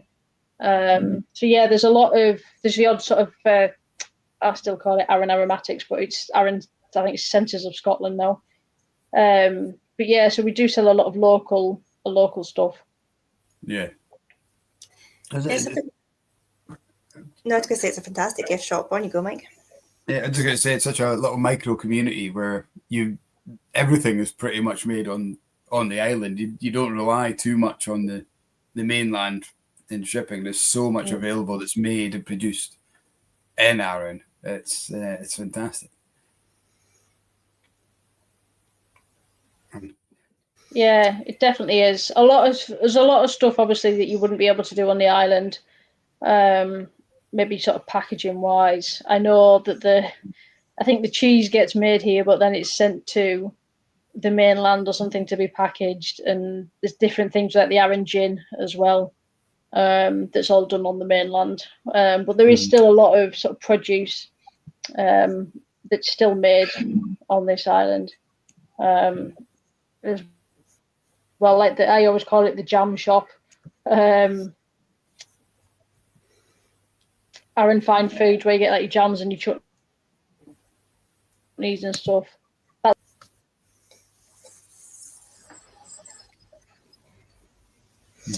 just going to find my chapter. 2 seconds.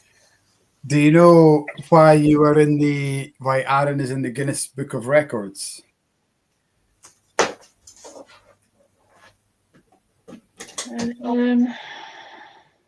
I was going to think up some funny answer, but I can't. So no, I don't. It's because your newspaper, I think, is it called the Arran Banner? Can claim 97%. The Arran Banner, yeah. Yeah, 97% of its population are readers of, and it's the largest community newspaper where the population read it. So 97% of people read the Arran Banner. So you're in the Guinness Book of Records for that. Oh, or you were. There you go. I didn't know that. Oh, we were. There yeah. You go. I buy it every week, but little bit of a confession, I don't actually read it. So I buy it purely for my granddad, because he was like it was my grandparents who used to come to Arran with, and he likes to know what's going on the island. So I have to collect them up, and then when I get about 6-7 weeks worth, I have to post them out to him so that he can keep up with everything that's going on, because he's not quite computer savvy. That is so cute. Where is Nan and Grandpa? Are you from Northern England originally? Yeah, northeast England. So a little town called Redcar. It's probably mostly known for its racecourse. But it's near Middlesbrough if people don't know where Red Car is. That's good. He must be so proud of his wee granddaughter out on Arran, like distilling away, making the whiskey after like all the holidays and stuff. How cute's that? Mm-hmm. I know. I don't think he would tell you that, but yeah, I think he is. Is he a whiskey drinker? Do you send him a dram at Christmas time?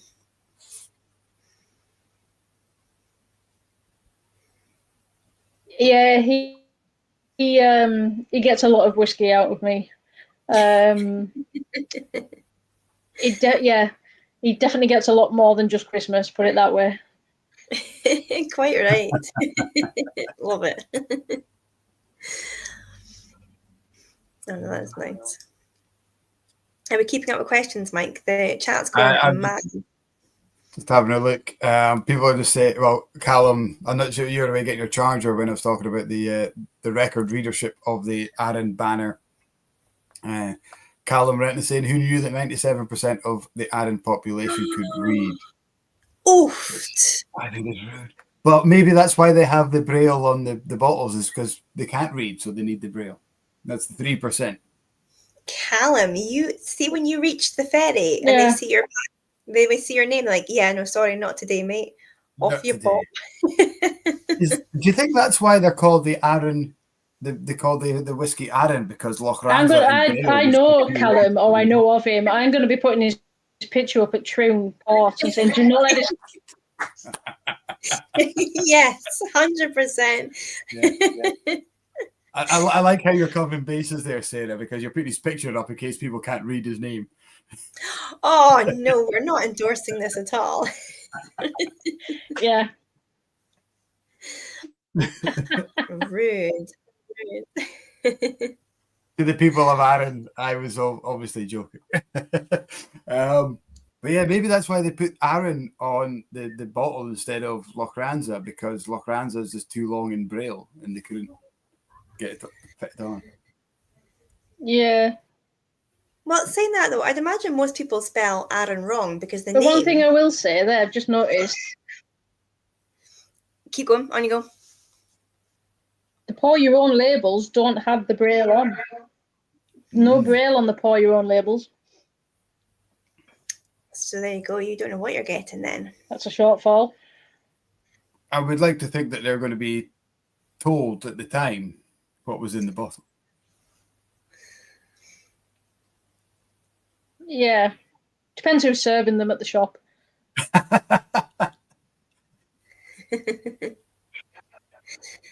Oh, that's interesting. So Ed Friday's just popped on, who is a neighbour of mine. He says a farmer, brackets Huntley, because that's where we live, teaches on Arran now. So that's interesting. So a farmer is going into teaching. What, teaching at school or teaching farming? A former neighbour. Oh, I haven't got my glasses on. An ex-neighbour now teaches in Arran. Oh, I thought it's a farmer. I think I'm in tune to just see the word farmer because I'm like, why would I not be a farmer? I'm like, what are you doing? Teaching farming? Like, I need more explanations. A former neighbour. So wait, Ed, who's that? Because don't tell me now on the chat because obviously don't like put somebody's name out there, but like maybe I know who they are. That's interesting. There you go. Let's go back and have a look at some. Reb is asking Sarah what you think of English whiskey.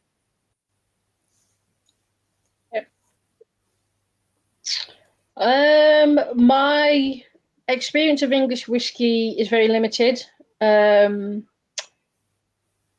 It's definitely something I should probably broaden my horizons to. A bit like, I suppose, any whiskey from any region or any country. But what I've tried has been nice. The only one I can kind of recall trying, which was really nice, was Bimber, one that did the like the underground symbols on.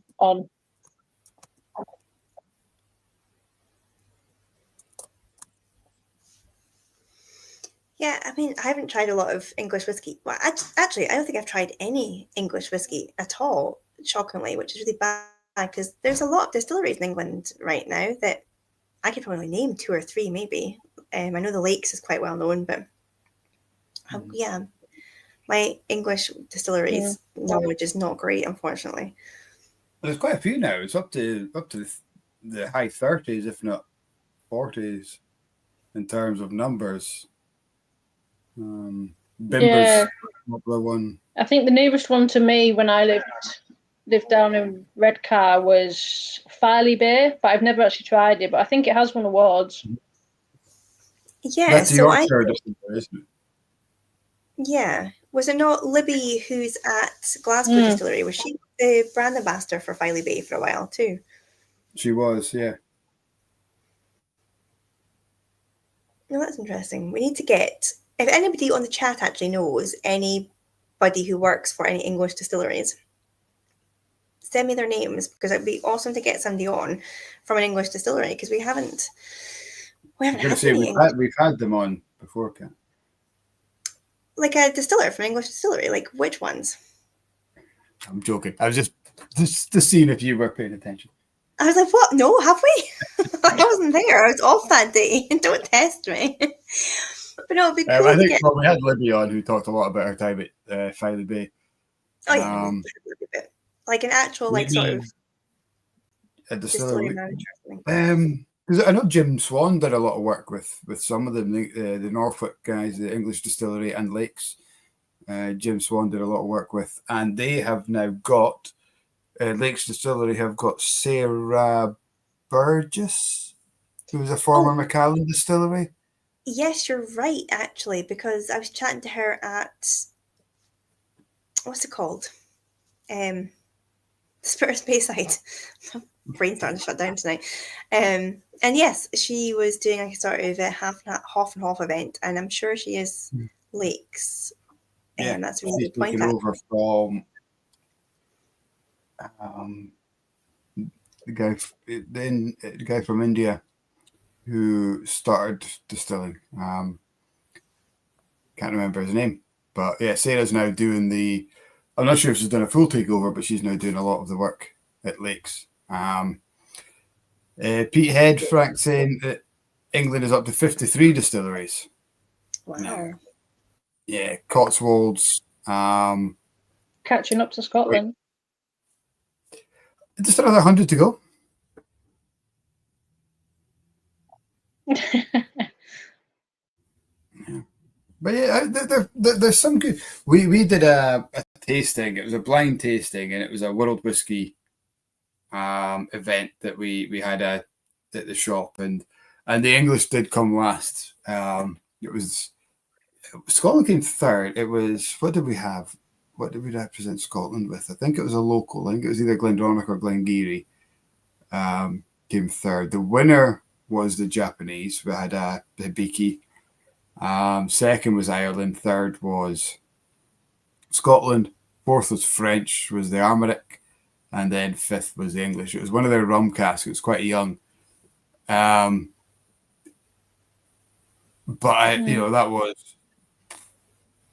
that was pre-lockdown, so it's at least kind of 5-6 years ago.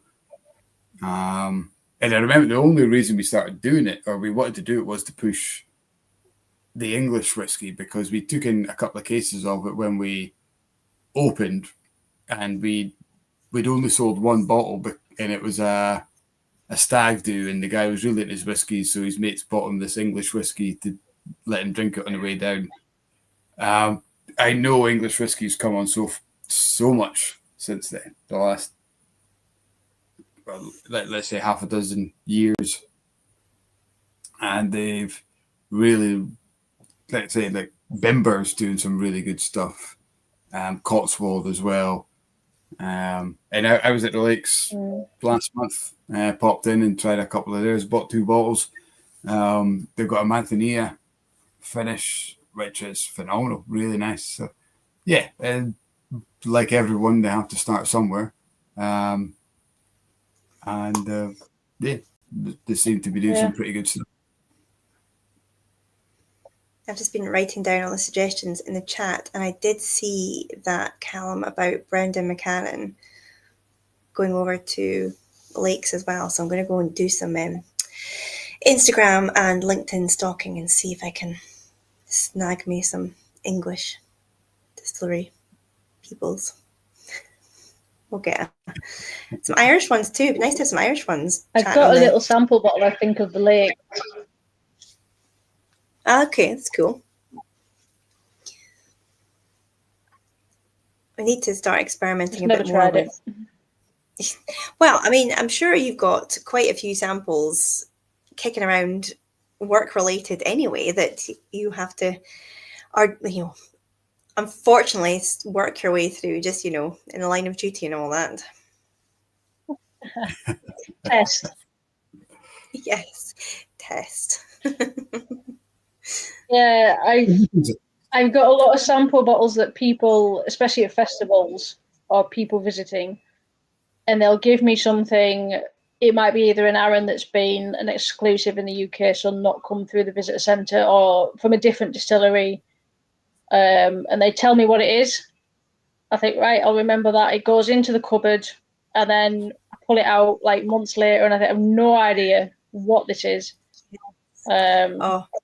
But there's no 100%. Such thing as a bad whiskey, so 100%.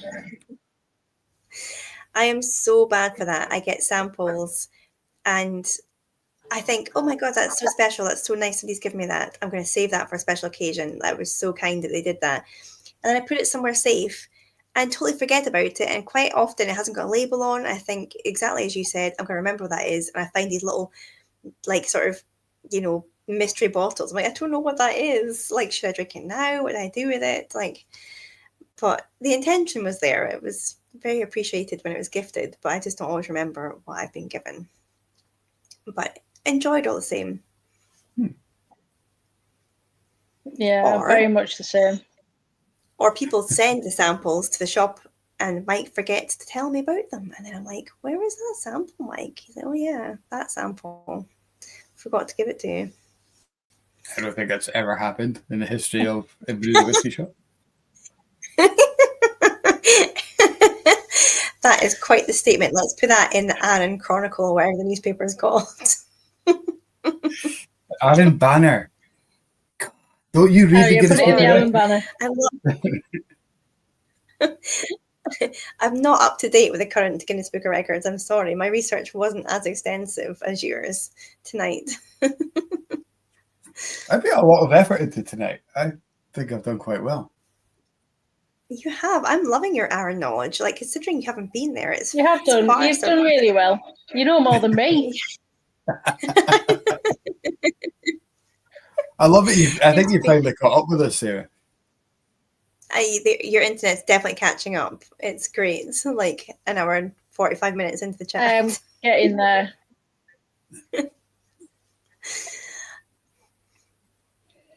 Well, I know. I mean, it's one thing we can't control on this thing is the internet. No matter how organized and prepared we are and how many facts about Arran we've read, we can't prepare for the internet. No. Especially when there's a storm. I know. Yeah. I mean, not even a storm with you guys, though. You've obviously, the storm's bypassed you, but some of the reports coming in off like Facebook and stuff and the news about the weather tonight has been insane. Like Dundee had like hailstones and yeah, we've had like crazy thunder. Just Kemney, which is like over yonder hill, 5 minutes away, had hailstones that were over an inch in diameter. Who went outside with a ruler and measured hailstones? With a ruler? But that's exactly, there's a photo of it. I'll try and find it. There's a photo of them with a ruler and it in their hand. That's exactly what they done. Went outside with a ruler and measured it.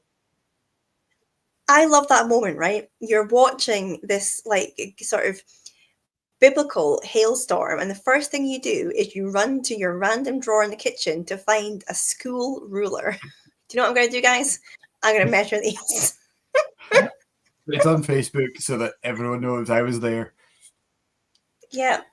Well, I think the people that put that sort of stuff on Facebook are the people that do it with a ruler, to be fair. So, it's like it's a wholesome tie-in. I'm not. I think biblicals maybe over egging it a little bit? I mean, don't take it away from me. Like, he has a ruler, Mike. He's been out with a ruler. Like, unless you can compare it to the Bible, like, don't take that away from me. It has been mental weather, though. I couldn't do it. I don't own a ruler. You're a distiller and you don't own a ruler. I can't believe it. What can you measure with a ruler? Not a personal one. I've got a tape measure. Okay, that's fair. That's fine.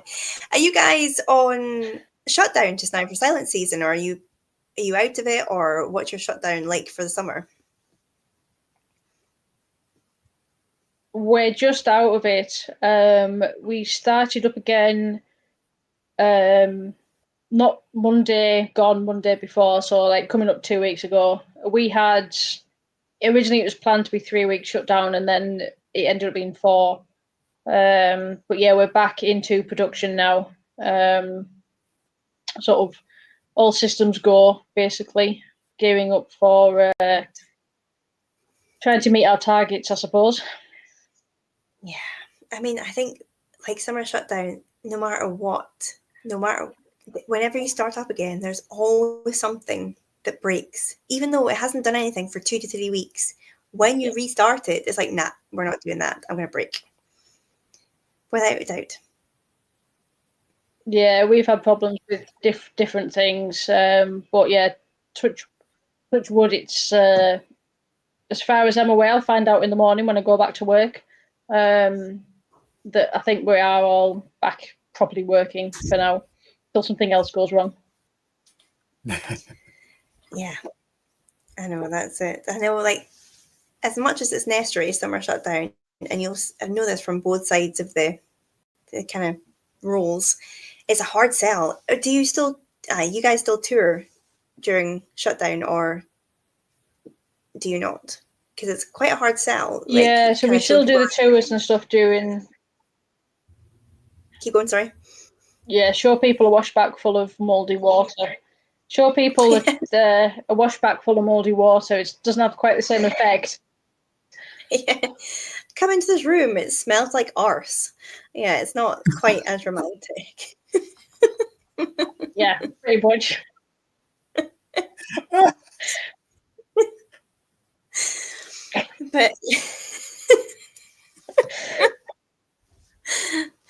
But yeah, like well, you know, the good side of shutdown is you can actually show them the bits you don't usually get into. So we get to open up all the kiln and stuff during shutdown, because that's always closed off, because obviously we have the floor malt, so all the kilns closed down when we're operational. So during shutdown, it means we can let people in and have a proper rake around inside the kiln and stuff. So there is a good side to shutdown as well, but it can be a long 2, 3, people can 4 take photos too, can't they?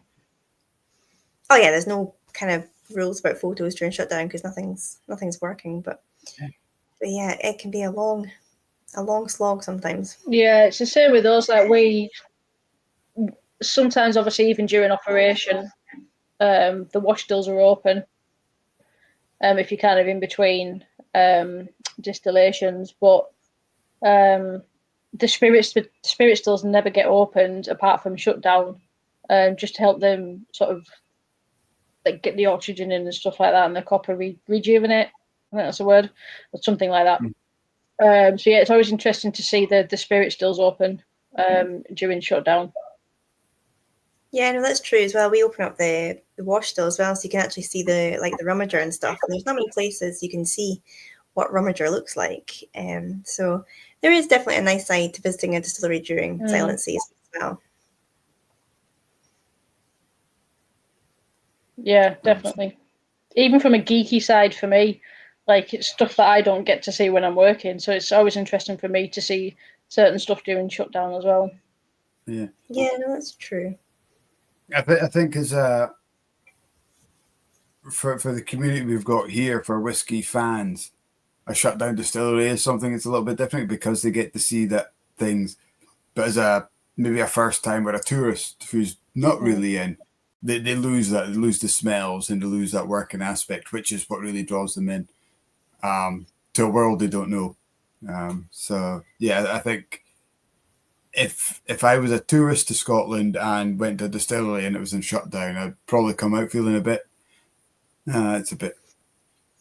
I miss Yes something and there. no. I think so. Deflated.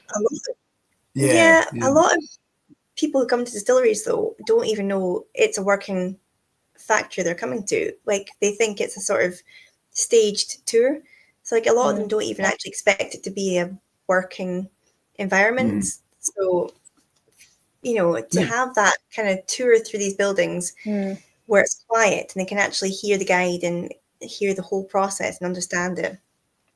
Sometimes it does meet their expectations because they really don't know the alternative of that. Because like they think they can just walk in and be like, oh, actually, can I just go and look by myself? Like, well, no, because it's like, it's a factory. When you start wandering off. It's a factory, yeah. Do you ever feel like you like a dog walker that takes out like 100 dogs at a time with leads? You're like, right, guys, I've got a lead for every one of you. Clip it on. Yes, a little bit. It is a little bit like that, to be honest.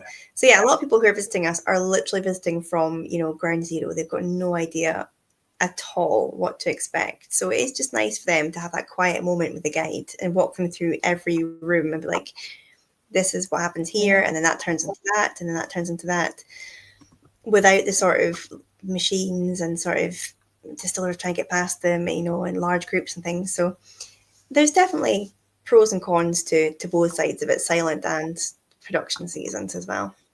Mm-hmm. That would be cool. But I do prefer production. Yeah, definitely. I do prefer production. You can't beat a malting. Go on. I was going to say, Whiskey Dave I wanted to go back to this because it was a shameless plug by him saying that they are working on their license for distilling their own whiskey. Awesome. I wanted to go back just to say, we don't normally do shameless plugs here, but we'll let him have that because he's a good follower. He's an avid fan. Yes. So we might be having a third distillery on Skye very, very soon. That's amazing. Congratulations. Fantastic. Ooh. That'll be making the hordes of tourists all summer easier to deal with, knowing that you can punt them out to another distillery also. That's going to be awesome. Absolutely. So yeah, if you're looking for something to do on Skye, let's get over to Dave's place. I'm pretty sure that's the name. One island I've never been to. Oh, you should. It's so beautiful. However, go in. I went in November, and it was the tourist season, the kind of like end of the year. It was kind of like that sort of frosty, kind of just nice dry days. And yeah, you could just go anywhere you wanted. The roads were quiet. I think in the summertime, going by some of Dave's posts and stories, maybe a bit busier than you'd want to deal with. So back end of the year, I'd say would be a good time to go over to Skye. And you got that beautiful kind of big. That's the thing that's put me off. Too many people. Yeah, no, and yeah, I'd imagine maybe some folk in Skye might agree with that a little bit. It's kind of like the victim of its own success. It's so beautiful and kind of on people's bucket list at the summertime, but definitely worth visiting out of season too, because it's just as beautiful at sort of start of the year and end of the year, I would say. Yeah. Last time we were there was October. I mean, the first time I went to Speyside was like November, and winter's beautiful anywhere in Scotland. Do you know, I totally agree with that. Like people that complain about winter, like some of our best skies are at winter time, and you just get those beautiful hard frosty mornings, and it can be wet and miserable, but you get some cracking days in the winter time too. Norin has just joined us and he's asked what we missed. So do you guys mind if we just go back 2 hours? We'll just start again. Let's just do it all again. Okay. Now that Sarah's caught up in the speed. Yeah, go for it. Yeah, so actually you haven't missed anything, Norin, because Sarah's internet has finally caught up with us an hour and 55 minutes into the chat. It's only just caught up. I'm still at the beginning. She's not even actually here. She's still in the green room. Oh, bless. I know. It has actually fully caught up. I think there's no delay there at all now. That's mental. But yeah, you've missed a lot, Norrin. There's been lots of good Arran chat, bottle finding chat. Mike's 101 facts about Arran wildlife chat. It's been good. There's been some good chat. You'll have to watch it Big back. Five. The Big Five. Big Five. The 97. There's been a lot of numbers, hasn't there?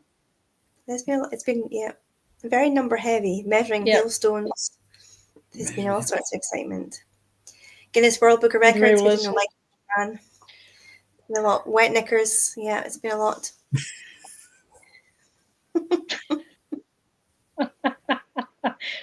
Things that smell like ass. Wait, we're not putting those two. Comma. Wet knickers. Things that smell like ass.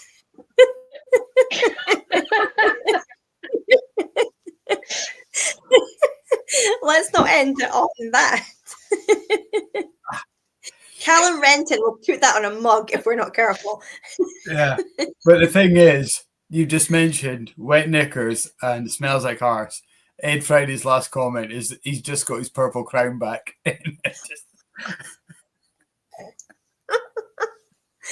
Yeah, no, we're not tying that. Whatever turns you on, Ed. Whatever turns you on. You know, when you just end on a high. Absolutely. There's where do nowhere we go to go. from here? There's nowhere to go from that. What I am going to do, actually, is I had a bottle looked at, and we're talking about almost Little empty Brown. bottles. Lady of the Glen. What, Little Brown? Does that look like a Little Brown bottle? I nearly said Little Brown. I nearly said Little Brown Dog, but I meant Lady of the Glen. I don't think Lady of the Glen. I hope Paul still got away with it. You did say Lady of the Glen. I did say Lady of the Glen. I did. We're sticking to that. It's fine. He knows. Mm. Which one we got? I've just finished a previous exclusive, and obviously tomorrow night at the shop or at the Foghouse, the new tasting bar, we're looking for a new a new exclusive. So I'm going to finish this bottle, and I did say we don't do shameless plugs, but tonight we're doing a shameless plug because Paul is coming up from Lady of the Glen with 3 samples, blind samples. We're going to taste them as part of the tasting, and you guys are going to get a chance to pick the next shop exclusive, which will be launched in November for our 10th anniversary. So this is a Glenallachie 13-year-old in a Marsala cask that Gregor and Paul put together. This might have been nice. I do like a Marsala. There is something very lovely about a Marsala cask. That's going to be an interesting one. Well, obviously, it was an interesting one. You've finished it. It was. I'll tell you all about it. Yeah. Tomorrow. But check the ABV on that. I'm not sure. You won't have your glasses on, Kat. You won't know. 60 something? 63? 65.1%. What the hell? That's mental. That comes straight out of the still. That's What's mental. the strongest whiskey that you've ever bought?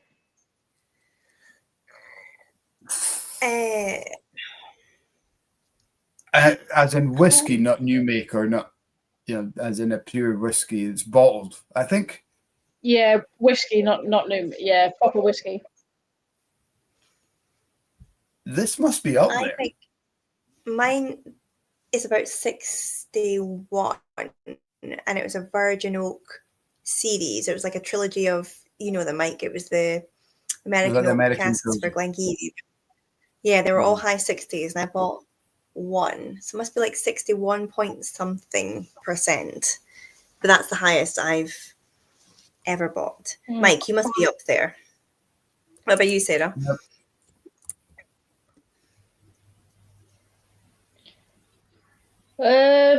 I think it's a Craigellachie that I bought from what's the whiskey shop in Inverary? Lochranza Whiskies. It's one of their own bottlings, and gets 67 point something percent. Yeah, I think it's the Inverary whiskey shop. Because they're on the same street. You've got Inverary whiskey shop down at the bottom near the harbour, and then further up across the road from the St George Hotel, you've got the Lochfine. It's the one with the statue outside. Yeah, yeah. I'm pretty sure it's just called Yeah, the Inverary Lochfine. whiskey. It was. So the one at the top of the street is the Lochfine one, and then down at the bottom you've got the little one. The one at the top. Yeah, that's where I got it from. Nice. Mm. We 67%. we got 67. Oh yeah, you get a lot of people phoning thinking 67 point something. Yeah, it's insane. People get Inverary. A whole single cask that's been about 67. I'm sure because I've actually got an SMWS Glendronach, which I think is up about 66, 67% as well. Mad. Because sometimes these kind of distilleries, they don't stick to that 63.5%. Sometimes they'll do a run which is a higher percent. They'll fill the cask at like 68 or something, just for shits and giggles. See what happens. I think some of it's just for space. I know Balvenie have done that. I visited them, and there was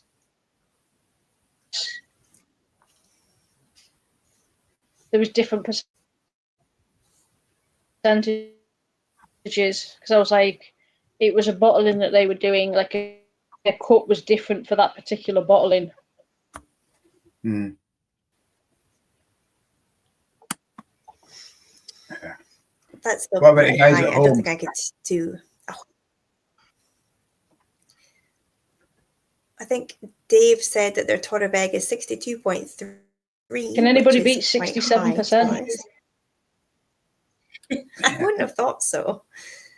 The As We Get It, that's when it popped in my head. I've never had it, but we've had it in the shop. I think they've got the Isle edition, the Highland edition. Dave Faxon's got one, 67%.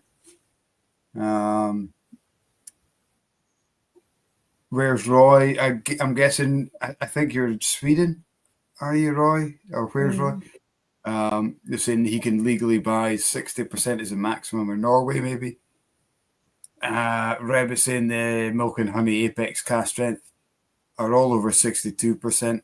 I think, is that the ones that go down to the Dead Sea for a little bit? And because it's so added, it soaks out the water, but leaves the alcohol, and the alcohol ramps up. They get a hell of a lot of angel share. But the what's left is super strong. Where's Roy is in Norway. In Norway, yeah. Because we ship over to Norway, but we have to declare it, and they refuse anything over 60%. Is there a legal limit to an ABV in a whiskey? There's not an upper limit, no, just a lower limit. Yeah. That's interesting. But, I mean, there's a common sense limit, I suppose, that people... I didn't get any of that if that was aimed at me. No, sorry, I was just asking if there was a illegal upper limit of ABV, but apparently not. I don't think so.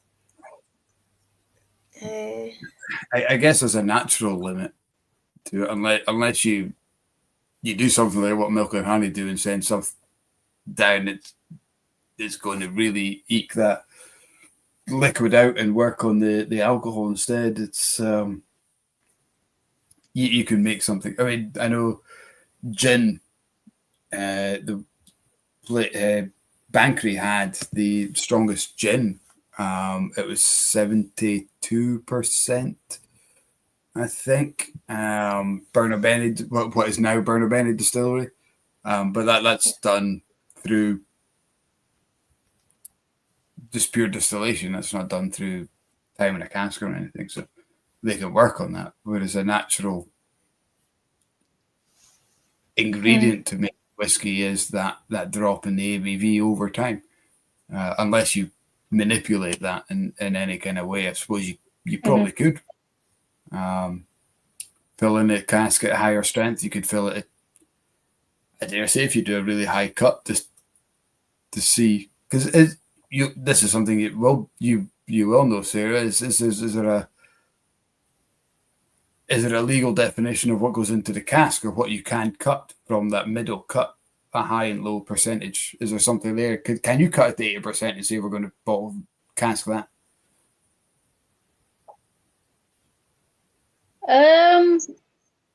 I don't know of any ruling, but I know like the likes of our sort of spirit, when it sort of first comes through as that 4 shots, it's only averaging about 74-75%. Yeah. So I'm not sure. I presume there is a, but I missed it. I guess it's whether you would want to or not, isn't it? Yeah. It's like, if it doesn't taste right. Yeah. I mean, I suppose if it's really, really high ABV, how much are you actually tasting? Like, a lot of that's just kind of impact on the palate. Not a lot of that's going to be flavor at those sort of strengths, to be honest. Well, there we go. Next Arran release will be a 69% release. Why is that the number you picked? Because not quite 70. Oh, right. No, sorry. Yeah, I just realised that's actually rude. Yeah. I was just going for, I was just thinking just below 70, but no. Label. Let's go for that. The Arran 69. Sarah's edition. Sarah's hard whiskey. I mean, you got hard. If it was an S in there instead of a C, hard whiskey. Sarah's hard whiskey. We could totally play on that name. We could, yeah.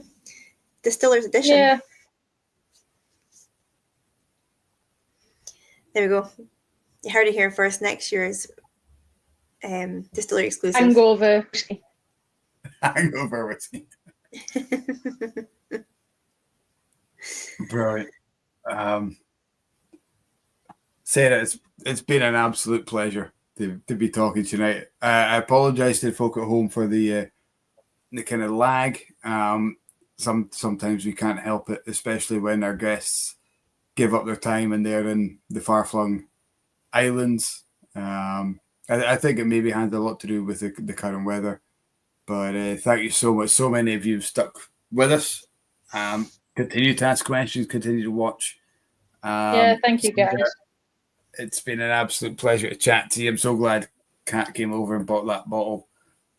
And it's been great to hear your story from a 12-year-old girl visiting or holidaying with Granny and Granda to now part of the distilling team. I think it's absolutely phenomenal. It's such a cool, and what you decided then at 12 years old, I want to come back here, I want to work here, I'm going to go and do that. And by God, you've done it. It's phenomenal. It's great. Yeah, I know. I don't think I thought that at 12 years old, but the island definitely had a pull for me even at the young age. So yeah, it was always that I'm going home for the week. It always felt like home coming back to Arran. And now I actually do get to call it my home. So yeah, it's done a bit of a full circle. Definitely. Whiskey Dave summed it up nicely there. The island have that pool. And I know that firsthand too. It's definitely in you. And that's fantastic. You get to make that your life and your work as well. So I very much enjoy all your Instagram posts. I will continue to stalk you, and you're welcome back on the Blether anytime. And Sarah, can you remind everyone at home just what your thank you very much. Hopefully with a better internet connection. Yes, with a better internet connection. How do people, I think Mike was waiting to ask you, but how do people find you on Instagram? You're Arran Sarah, something like that? I shall double check. I'm I should pretty do. sure if you just typed in the search bar on Instagram, yeah, it's Arran.whiskey.Sarah. But I think if you just type in Arran Whiskey Sarah, it's probably going to be the first one that comes up. I find you Definitely. typing in Sarah Hardwick, so it's the first one Yeah. from that. Where's Roy has summed it up quite well as well. He joined late. Cat made everyone laugh. I did. Mike did well to steady the ship. I've never heard that before, but thank you. And the guest was great. Suffered from lag. Yeah, that's been a running theme. No pun intended. No pun intended. Love it. But yeah, thank you so much, Sarah. And thanks for enduring the lag. Yeah, it's been a pleasure, guys. Thank you for having me. And final plug from me is to say we still have tickets tomorrow night. So if you want to come down and taste some of our fantastic Lady of the Glen whiskies in your local, jump on, come in and see. We've got 3. I'll be there. Paul has pulled out 3 cask samples. They look incredible. I gave him a remit, and really looking forward to see what he's come out with. I have asked for port. I don't know what he's brought out. You probably know more than me, but I know port. I love port, so we're going to see what comes out. Kat, do we have a guest next week before we all say goodbye?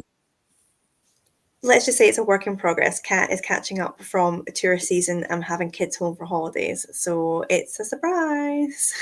I'm gonna love it. It's gonna be Andrew from Little Brown Dog.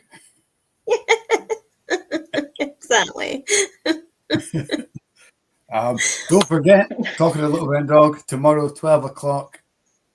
Phenomenal range getting released from these guys. I don't know if I can tell you actually what's back. Some of their great blends are back, and they've got a brilliant single cask from the distillery next to the highest mountain in Scotland. It's coming out, so look out on the socials for that. We all love Little Brown Dog. We do. That's going to be exciting. And their first ever release. Big fan of Andrew Smith. Yeah, I think he's a massive Arran fan too, so I think it's reciprocated quite a bit. Possibly, yeah. Yeah, their first single cask was in Arran. Yeah, he's a big fan of it, isn't he? Yeah. I'd be excited to see. It's always nice to see him when he comes over for the festival. Yeah, he always brings his family over, or his wife over as well. I saw them doing all their wild swimming and stuff out there. Some great wee posts from him. He's one of these annoying guys you can't help but love, but he just finds everything so easy, and it just really annoys you. You're like, yeah, he's very laid back. Yeah. I wish I had his brain in a jar. That's not weird at all. I don't know why I said that. No. Now you know how I feel constantly.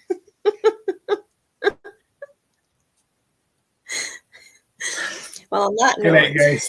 It's been an absolute pleasure. It's fun, guys. On that note, thank you, Sarah, once again. Bye. No